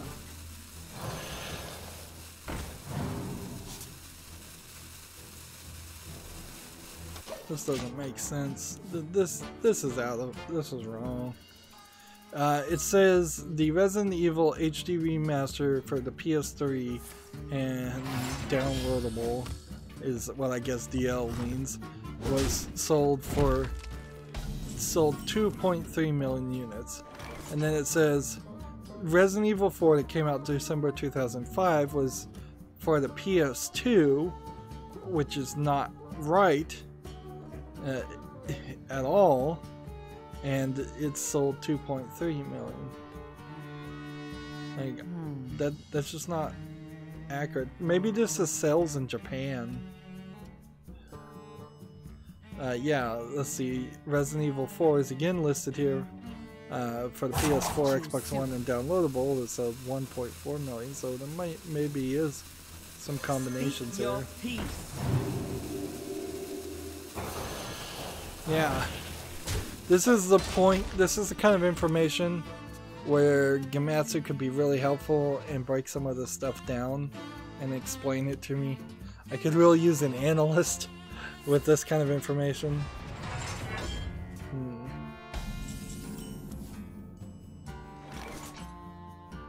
I kind of wonder if these numbers are just wrong. But anyways, all of those games are being labeled as platinum games, so Capcom's not super upset with the sales, but I question them. There we go, we got that updated, upgraded attack. What a bother.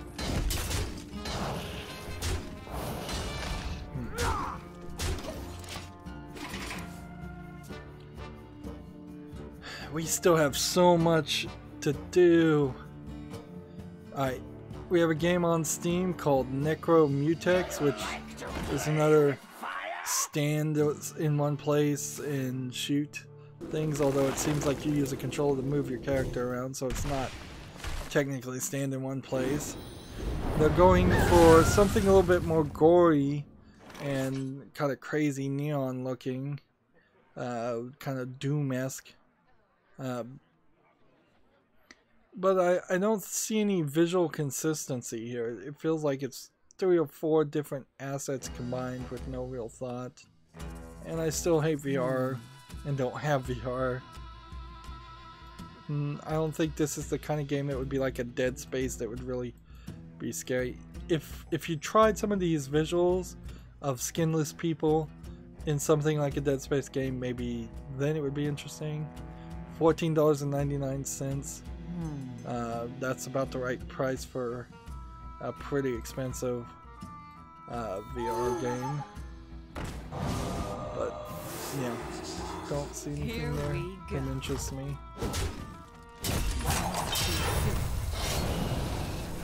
And I wasted that. might have done it that way.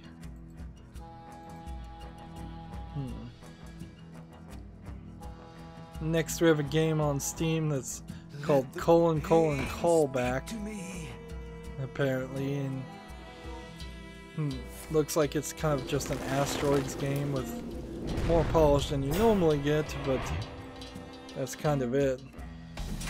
Maybe it's a circular 3D Pong game. Maybe that's what it is.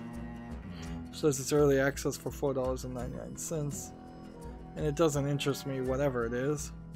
Frantic arcade local multiplayer only game.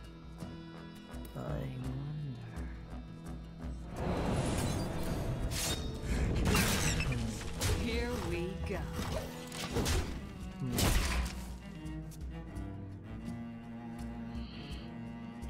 Yep.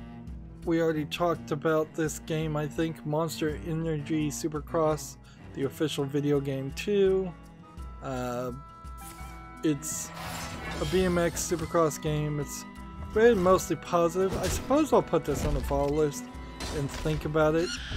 I'm not sure I really would ever want to play a game like this, but on the other hand, giving one game like this a try wouldn't be a big problem. I'm willing to try any kind of like racing game once, whereas I probably wouldn't be willing to try like several other styles of games. It's $49.99 though. That's a really high price for an experiment, because that's about all I could say is that this would be an experiment in seeing if I could find some entertainment in it. Alright, this and this. This guy's toast.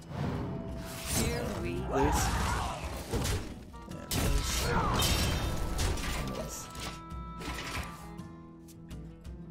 Jeez, I have so many tabs still open.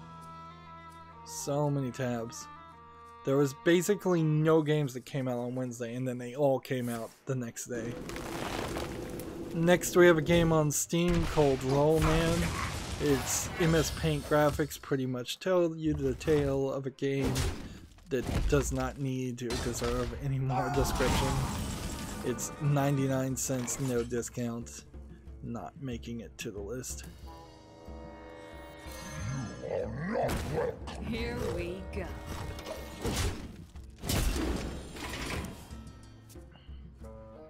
go. Nier Automata 2nd anniversary live stream is set for February 20th. There probably will be some new announcement for the Yorha Game of the Year. Game of the Yorha edition is what it's called.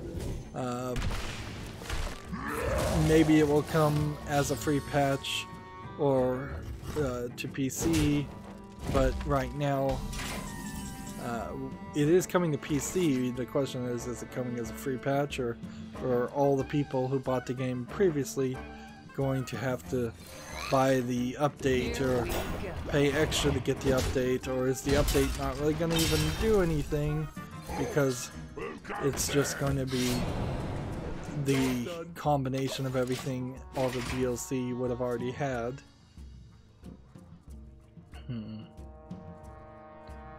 Let's see. And I don't really even know if Japanese companies like the idea of secret, surprising announcements for their games. So when they do these announcement things, I don't recall any of them coming out and saying something like, oh, and it's free, and it's coming out just right now, or it's going to be available tomorrow. It being free from a Japanese company in particular is unlikely. This is not really news, but there's a game called Glass Masquerade, which I believe is a stained glass puzzle game that has come to Xbox Live, and it's on PC, and it really didn't get any coverage or in an announcement.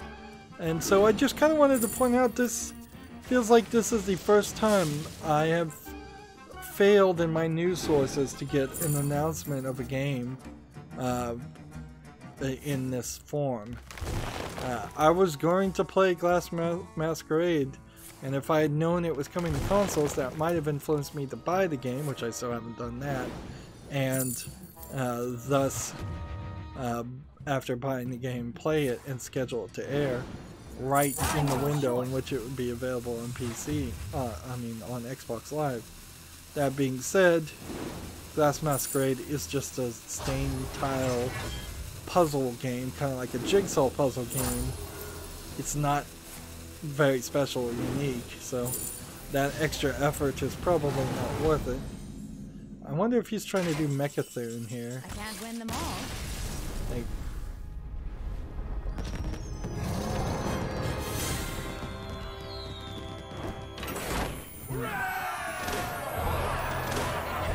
played through dragons, but we're winning, so we might as well just continue to win. Gamatsu has an article, a tour of the Platinum Games offices, a look at the developer's work environment. It's a video.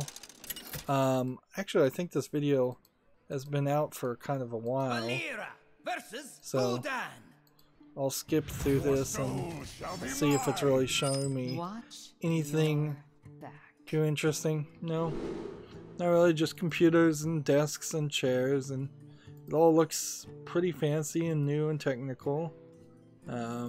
It's hardly...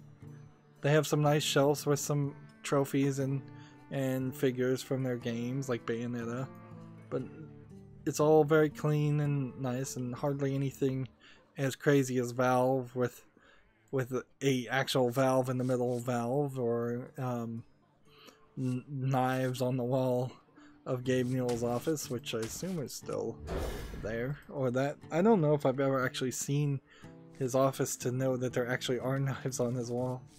I guess if I worked at HR, I would have a major problem with that. I'd say, look, Gabe, I know you're the boss and all, but you can't have weapons on your wall. At any point, somebody could grab that and stab you.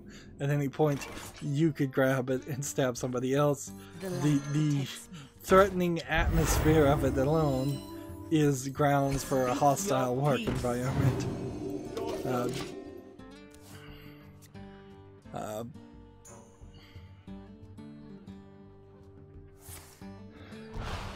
But yeah, a lot of the other game companies in the West have slides and just ridiculous feng shui-esque open plan environments, and it doesn't look like an office at all.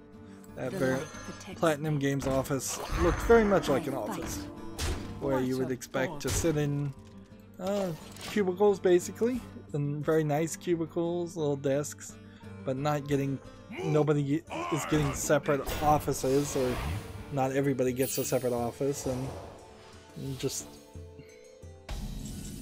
or anything like that. Let's see. Alright. How can we do this? I fight. 2, Here we 4, go. What's a and bother? kill this one or this one. Then I kill that one. I fight. Next, we have a game on Steam called A Bunch of Asian Characters and a Finality with Shiji. Shiji? I guess maybe that's how that's pronounced. I don't know how that would be pronounced. S-H-E, that seems odd spelling. This looks like a Chinese bullet hell shooter with visual novel aspects to it. Yeah. It says it's strategy indie faith.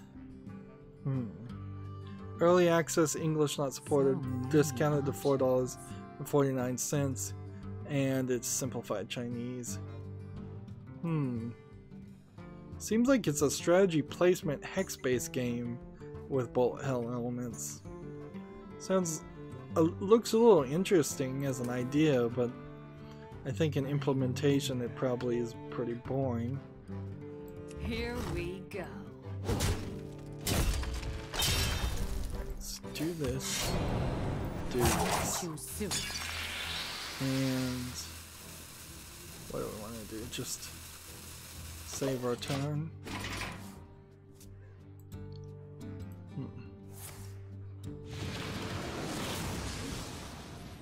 Let's see.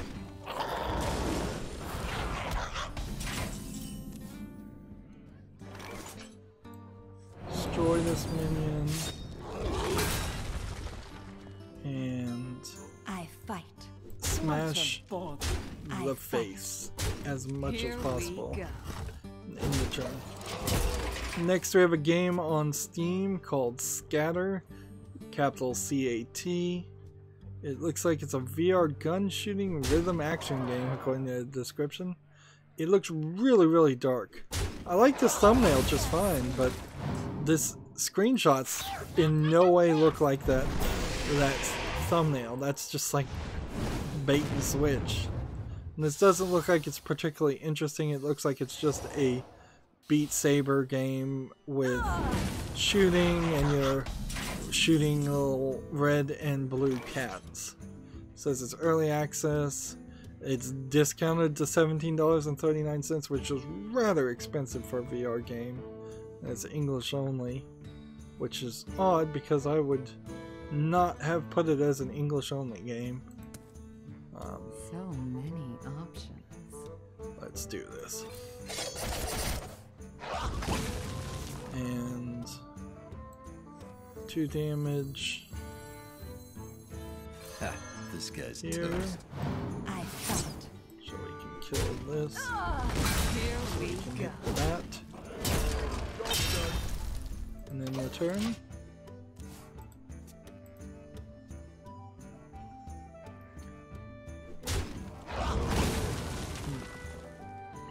Can we get 8 more damage? We should be able to. As long as he doesn't put up any taunt minions in the next 2 turns.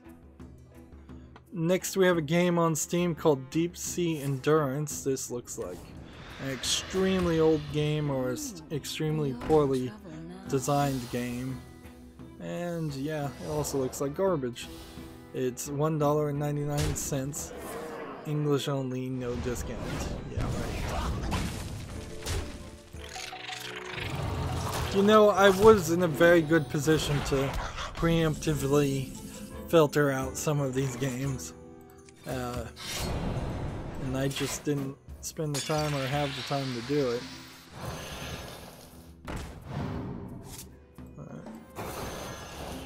I may have lost here. Job's done. I think 20, yeah, that's 22 damage you can do.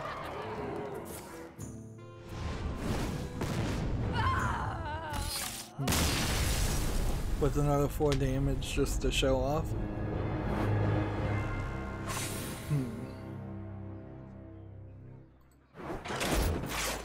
And we've got an arrow on the screen now.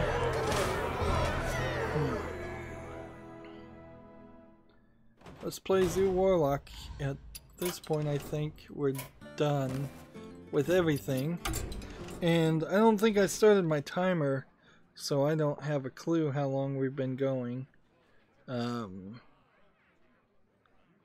yeah, I didn't start a timer, so I have no clue. So what to do? Let's play Zoo Warlock. And let's see if we can burn through some games and some news. Or maybe I'll just have to keep some of this later. We've got a game on Steam called Galactic Tower Defense. Any tower defense game is, of course, not of any interest to me. This one looks particularly bad. Early access, discounted for $4.79. I guess if I wasn't talking about the prices, maybe this would speed up a little bit more too. Let's see, next we have a game called Epic Food Fight. This doesn't look terrible in the video of it. So you're slingshotting food. see, $7.99 is a pretty expensive there, but I'll put this on the fall list. I'm gonna just try and make some knee-jerk decisions as much as possible. So some things may make it to the fall list that don't deserve it, but whatever.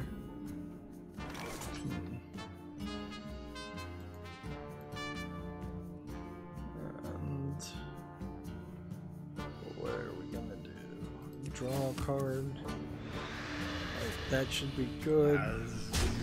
There's a couple of other things I'd like to have, like the 2 Light Wardens, but I don't think I'm gonna get them. Next we have a game on Steam called Moot District, which looks creepy, to say the least. Like a strategy game of some sort, where you're maybe even a tower defense game. Build and defend. Yeah, sounds like a tower defense game. Really? Early access, $2.09. Yeah. That doesn't interest me. But it does have some weird looking monsters. So I gotta have to kind of applaud that.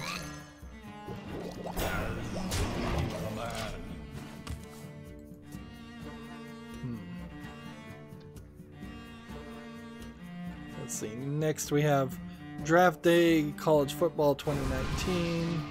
This is not a game I'd ever play, probably, and even if I was going to play it, I wouldn't play the 2019 version because I'm not going to play it this year, for sure. $31.49 at a 10% discount. Wow. Expensive. How long can this go on? How long can this go on?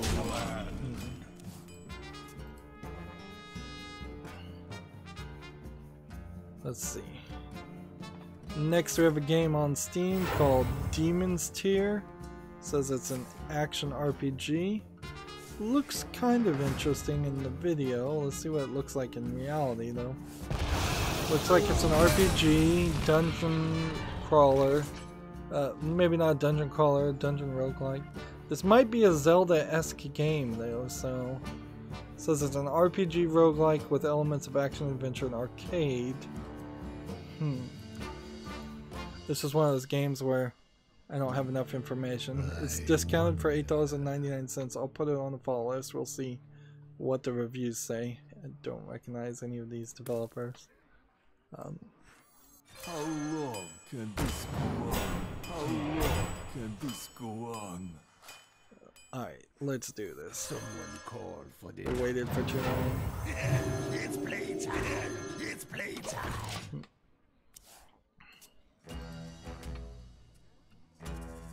Next we have a game on Steam called Techroid Assault, which looks like an NES game.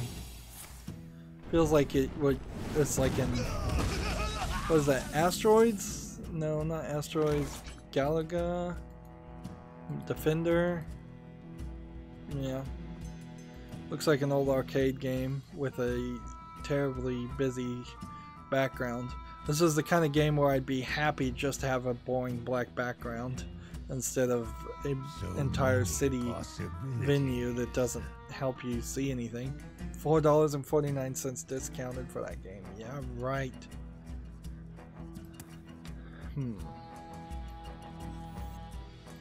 Let's see. Draw. And play. In the light's name. And take the damage and hit. And hit. And hit.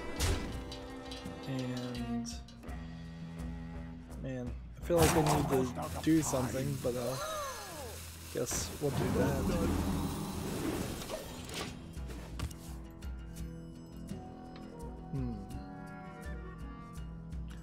Next we have a game on Steam called Memes with a bunch of periods. Looks like it's a random assortment of ugly looking games that are just shaped games. Nothing here looks interesting. It's discounted by 15% to $5.94. Yeah, right. Thank you. that. Do that. Do that. And we don't have a reason to heal ourselves. We lost our light warden somewhere there. I don't even know how we lost it. Yeah, let's just play this anyways. There we go.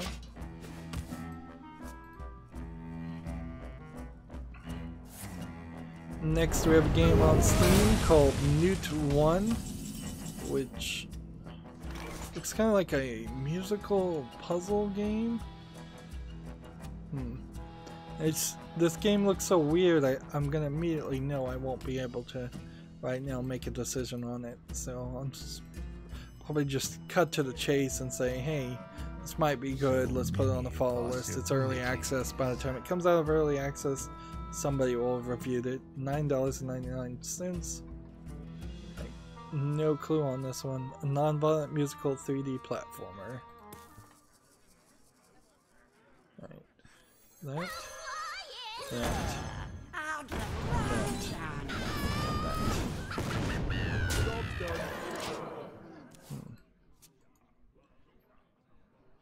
Gematsu has an article. The game Killer Queen Black has been delayed to Q3 2019. It looks like it's a platforming fighting game where people fight each other, kind of like Joust. Looks like a Joust clone. I think would be the best thing to call it. Come on.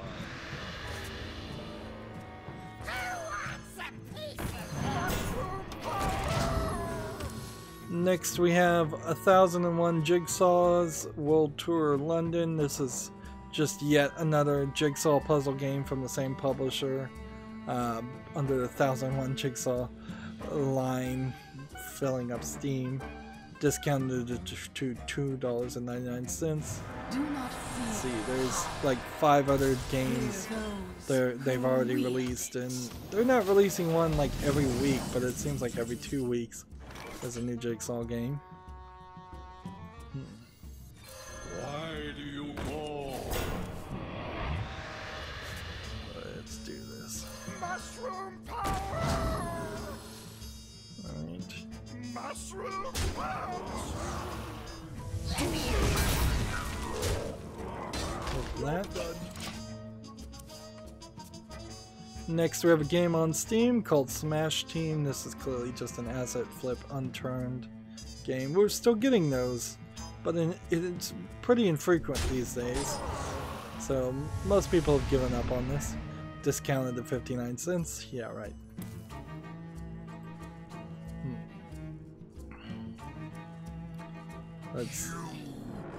Next we have a game called Extreme School Driving Simulator, which is probably just an asset flip driving game. This concept actually doesn't look too terrible as an idea, where you have to drive and stay on the platform and not fall off the edges, and you're going through some crazy ramps that are really high up. I could see doing a scene of something like this in another game, but the polish is certainly missing here. This is 1% discounted. I didn't even know you could do 1% for $1.97. Yeah, right.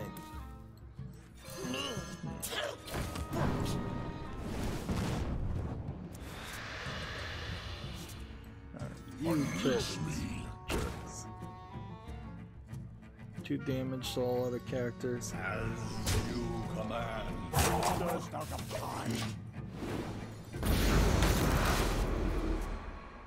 We already talked about the ESA getting 6 new more members. We don't need to talk about that again. I'm seeing the end of the tunnel here. So up until this point, I didn't even see the end of my tabs. We've got a game on Steam called Orc Drift. It looks like garbage, so I don't really need to do anything more there. $9.99. That's a joke. Welcome to the show.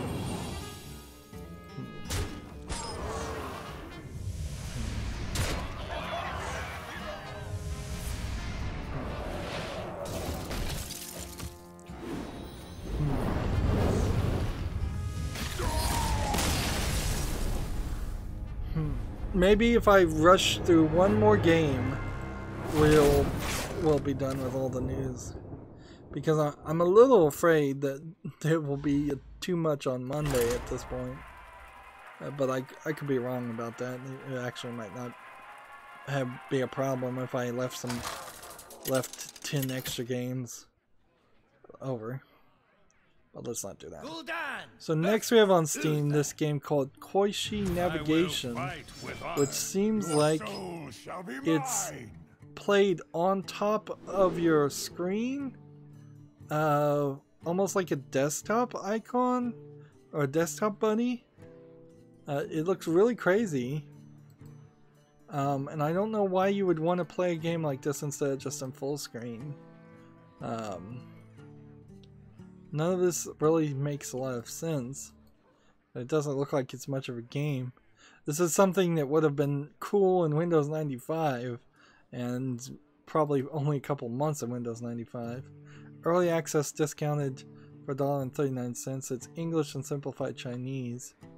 So, yeah, I don't even know what they're selling here as a product. Let's get that.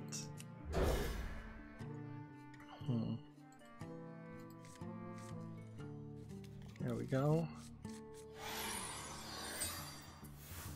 So I may have just gotten a burst of Chinese games because of Chinese Lunar New Year.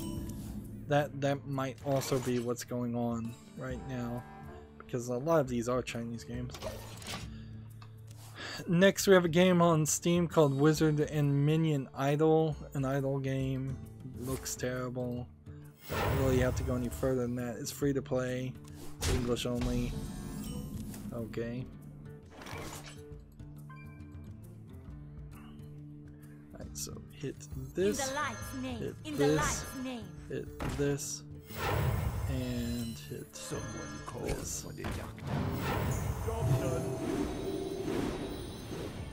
And then return. Next we have a game on Steam that is just a bunch of Asian characters. It looks like you play as a frog, and maybe you're laying down items for the frog to jump on. It's almost like a 3D version of Frogger. It's already mixed in its reviews. This is a frog jumping game, it says. 84 cents, simplified Chinese. Yep.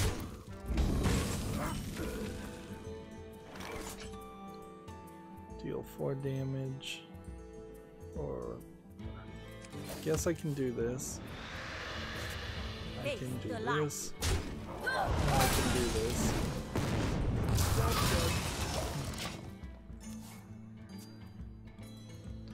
Next we have Angry Birds VR Isle of Pigs from Resolution Software and licensed by Rovio. Angry Birds isn't super popular at this point. They milked it for all they could, but I could see a reason why this makes sense. For all the stand in one place and shoot games that exist, Angry Birds probably would be the best example of this. It looks polished, it looks good. It's $14.99. If I had VR, I'd be willing to try this out. So I'm going to put it on the follow list. It will just stay on the follow list forever unless I actually do buy a VR headset at some point, which I probably won't. In fact, I saw a clearance for $3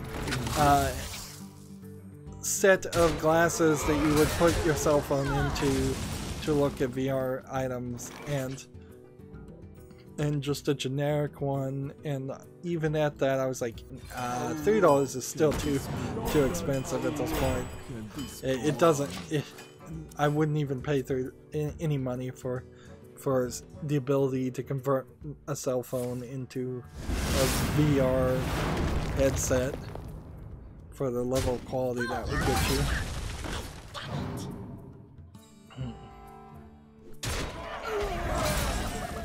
Let's see. Play this. And play this. in the turn. Next we have a game on Steam called Burn Down. It looks like it's a racing game. It looks a little polished, so I think I'll give it a try. Yeah.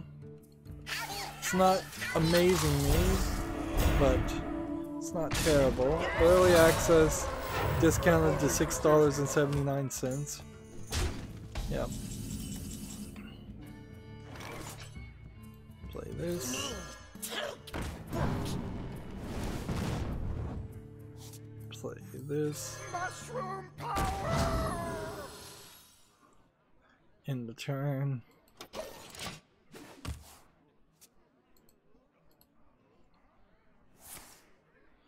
Next we have a game on Steam called Skyland Defense. This is a VR stand-in one-place shoot game that's not worth trying out from the visuals. Like, poor luck for them to release on the same week as Angry Birds. They are discounted to $10.79. I would not pay $10.79 for what is a tower defense game in VR. Why do you call? And we've just got to do that. Darn it.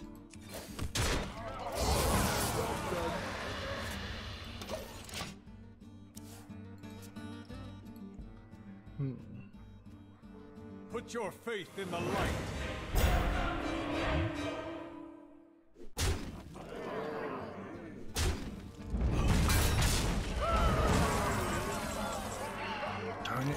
Darn it. Gonna lose like crazy.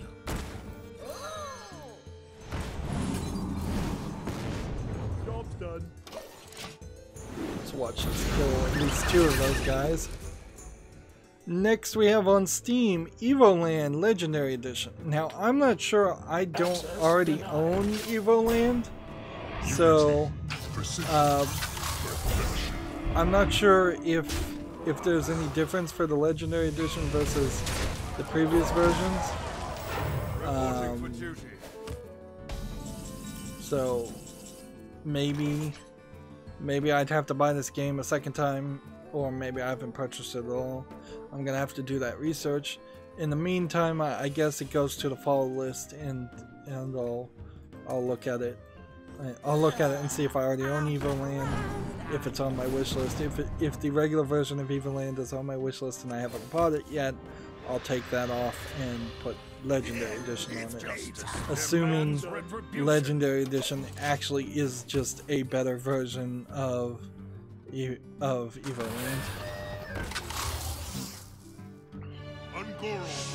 That's a lot of research. I spend way too much time researching video games instead of playing video games. Alright. I think we can leave the rest for Monday. So, yeah. Let me just sit here for a moment and go through the bits of news that aren't just games on Steam. Gamatsu has an article, Ugly Dolls, An Imperfect Adventure has been announced for the PS4, Xbox One, Switch, and PC. The new game is based on an upcoming animated film. Let's see. It is coming out, the animated film is coming out May 3rd. It's from Outright Games. I assume that this is a worldwide release. We can give a quick peek of what I guess the animated film looks something like this, and the game will look something like that. So that's slightly interesting. Gamatsu has an article, Altair Lua launches May 21st in North America and May 24th in Europe. Another Altair game. It will be launched for the PS4, Switch, and PC in North America. The Altair series seems like it is growing in popularity, or they're just publishing a lot of them as some kind of shopkeeping RPG sort of style game. The Western release is coming out 2 months after the Japanese release. I'm not sure the Altair series is really going to gain popularity though in the West. TechRaptor has an article. Valve expanded Steam multiplayer server and relay networks to non-Valve games. So this is a move to keep third-party games as safe and usable as their own titles by making Steam multiplayer servers and relay networks available to developers.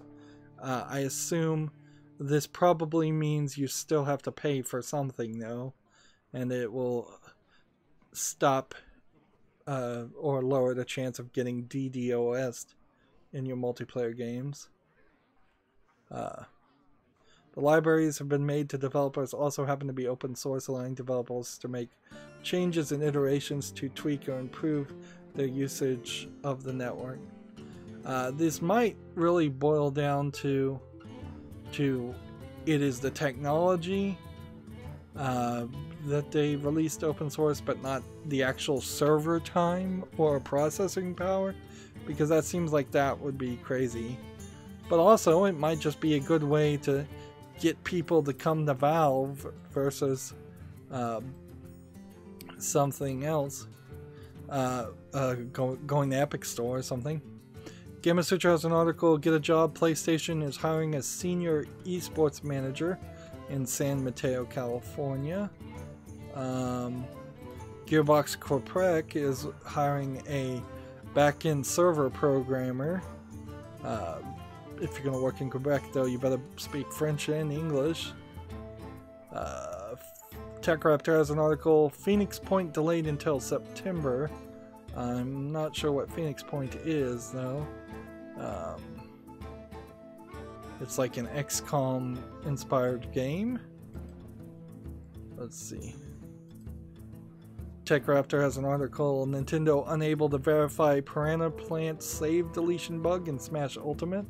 Apparently there were reports that if you had your save was getting corrupted, but Nintendo says they can't verify it.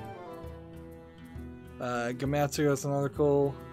An exclusive, they say. P-Cube and Art.co announce a visual novel, Kotodama, the 7 Mysteries of the Fujisawa, for PS4, Switch, and PC. So, okay. That's cool. It's coming to PC, Steam in 2019. And no more information really about that. I feel like some of these we've talked about. Gamasutra has an article. The Exapunks dev creates a 400-page behind-the-scenes design book. That might be interesting if you're into Exapunks. Gamasutra has an article. Disney says its future video game efforts lie in licensing, not publishing. Which, that's pretty obvious. I mean, they got out of the publishing business completely. GameIndustry.biz has an article. We've probably covered it all now, but shares slump for big 4 publishers after the latest financials. Take-Two and EA suffer the most, but analyst maintains the game industry is still in rude health, which I guess means bad health and not good health. We already talked about that. Gamasutra has an article. EA has a subscription service for, quote, another major platform in the works.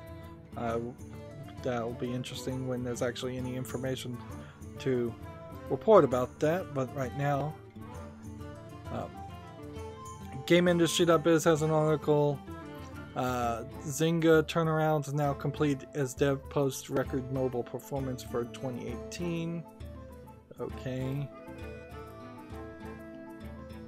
Let's see. Gamasutra has Yagdra Union Will Never Fight Alone is coming to smartphones this spring in Japan. Sounds like it's it's a 2006 release Game Boy Advance tactical RPG. It's coming to iOS and Android. Interesting. So somebody wanted to make some more money on a really old game. We're almost done here. Destiny Connect has a second trailer on Gamatsu. Destiny Connect is a nostalgic RPG due out March 4th in Japan, and it's a Nippon Ichi Software game. It's coming out for the PS4 and Switch March 14th. Maybe it comes to the West, maybe not. A lot of them don't. Let's see. Yee's Memory of Celceta coming to the PS4 on May 16th in Japan. That has a good chance. Well, it's already out, I guess, for the Steam. So why is it interesting that it would come to Steam first and then go to PS4? That's really, really weird. It's almost always the opposite. We have TechRaptor has an article. Respawn Entertainment planning a quote premium Titanfall game for 2019, which there was very conflicting information here, because even in this article they're saying the lead producer Drew McCoy was quoted as explicitly stating that Respawn was not working on a Titanfall 3, so maybe they aren't working on Titanfall 3, but they're working on some kind of premium Titanfall game. Let's see. Gamatsu has an article. Disgaea for smartphones has been officially titled Disgaea RPG. Pre-registration is now available in Japan. So, yeah. That I'm not sure how many of these mobile games really are coming to the West. Like, I wouldn't be surprised if none of them comes to the West. We already talked about this, but TechRaptor has the article. Battlefield 5 underperforms and EA blames single player for it. So that's a different way to translate what was said. And still somewhat accurate. And Crow Team is looking for a C++ programmer, a 3D character animator artist senior, and a hard surface modeler. And so they've got like 3 jobs. I'm not sure where Crow Team is, you'd have to look it up. GameIndustry.biz has an article. 20th Century Fox announces an indie games fund. We already talked about this though. Come on, like one more thing. And we talked about this too, but Steam TechRaptor has an article. Steam video changes will include video removal. Steam video. As of January 8th, 2019, the requirements for distributing video content on Steam have changed. Video content should be directly related to game, accessory content for games sold on Steam, accessory content for software sold on Steam, or a Steam 360 video.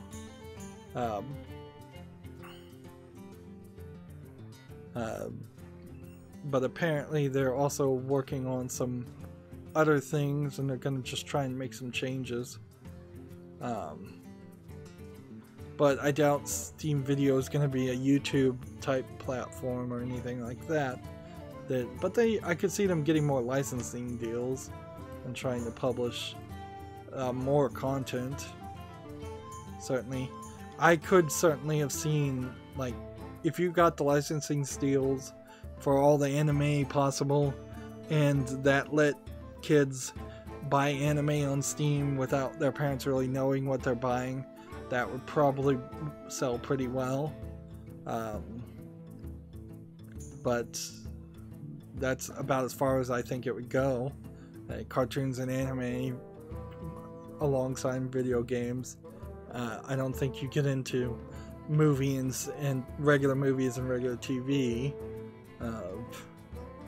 and I don't think you get to the point where it's uploaded software, uploaded YouTube type content. Alright, well, I'm at the Humble store. It doesn't look like there's any new Humble Bundle. If there is, we'll talk about it later. That's going to be it for this stream. Thank you for watching. As always, I ask you to like, share, subscribe, comment, and watch every second of my videos. If you want a friend or follow me on any social media sites, there's a bunch of links down below in the description box.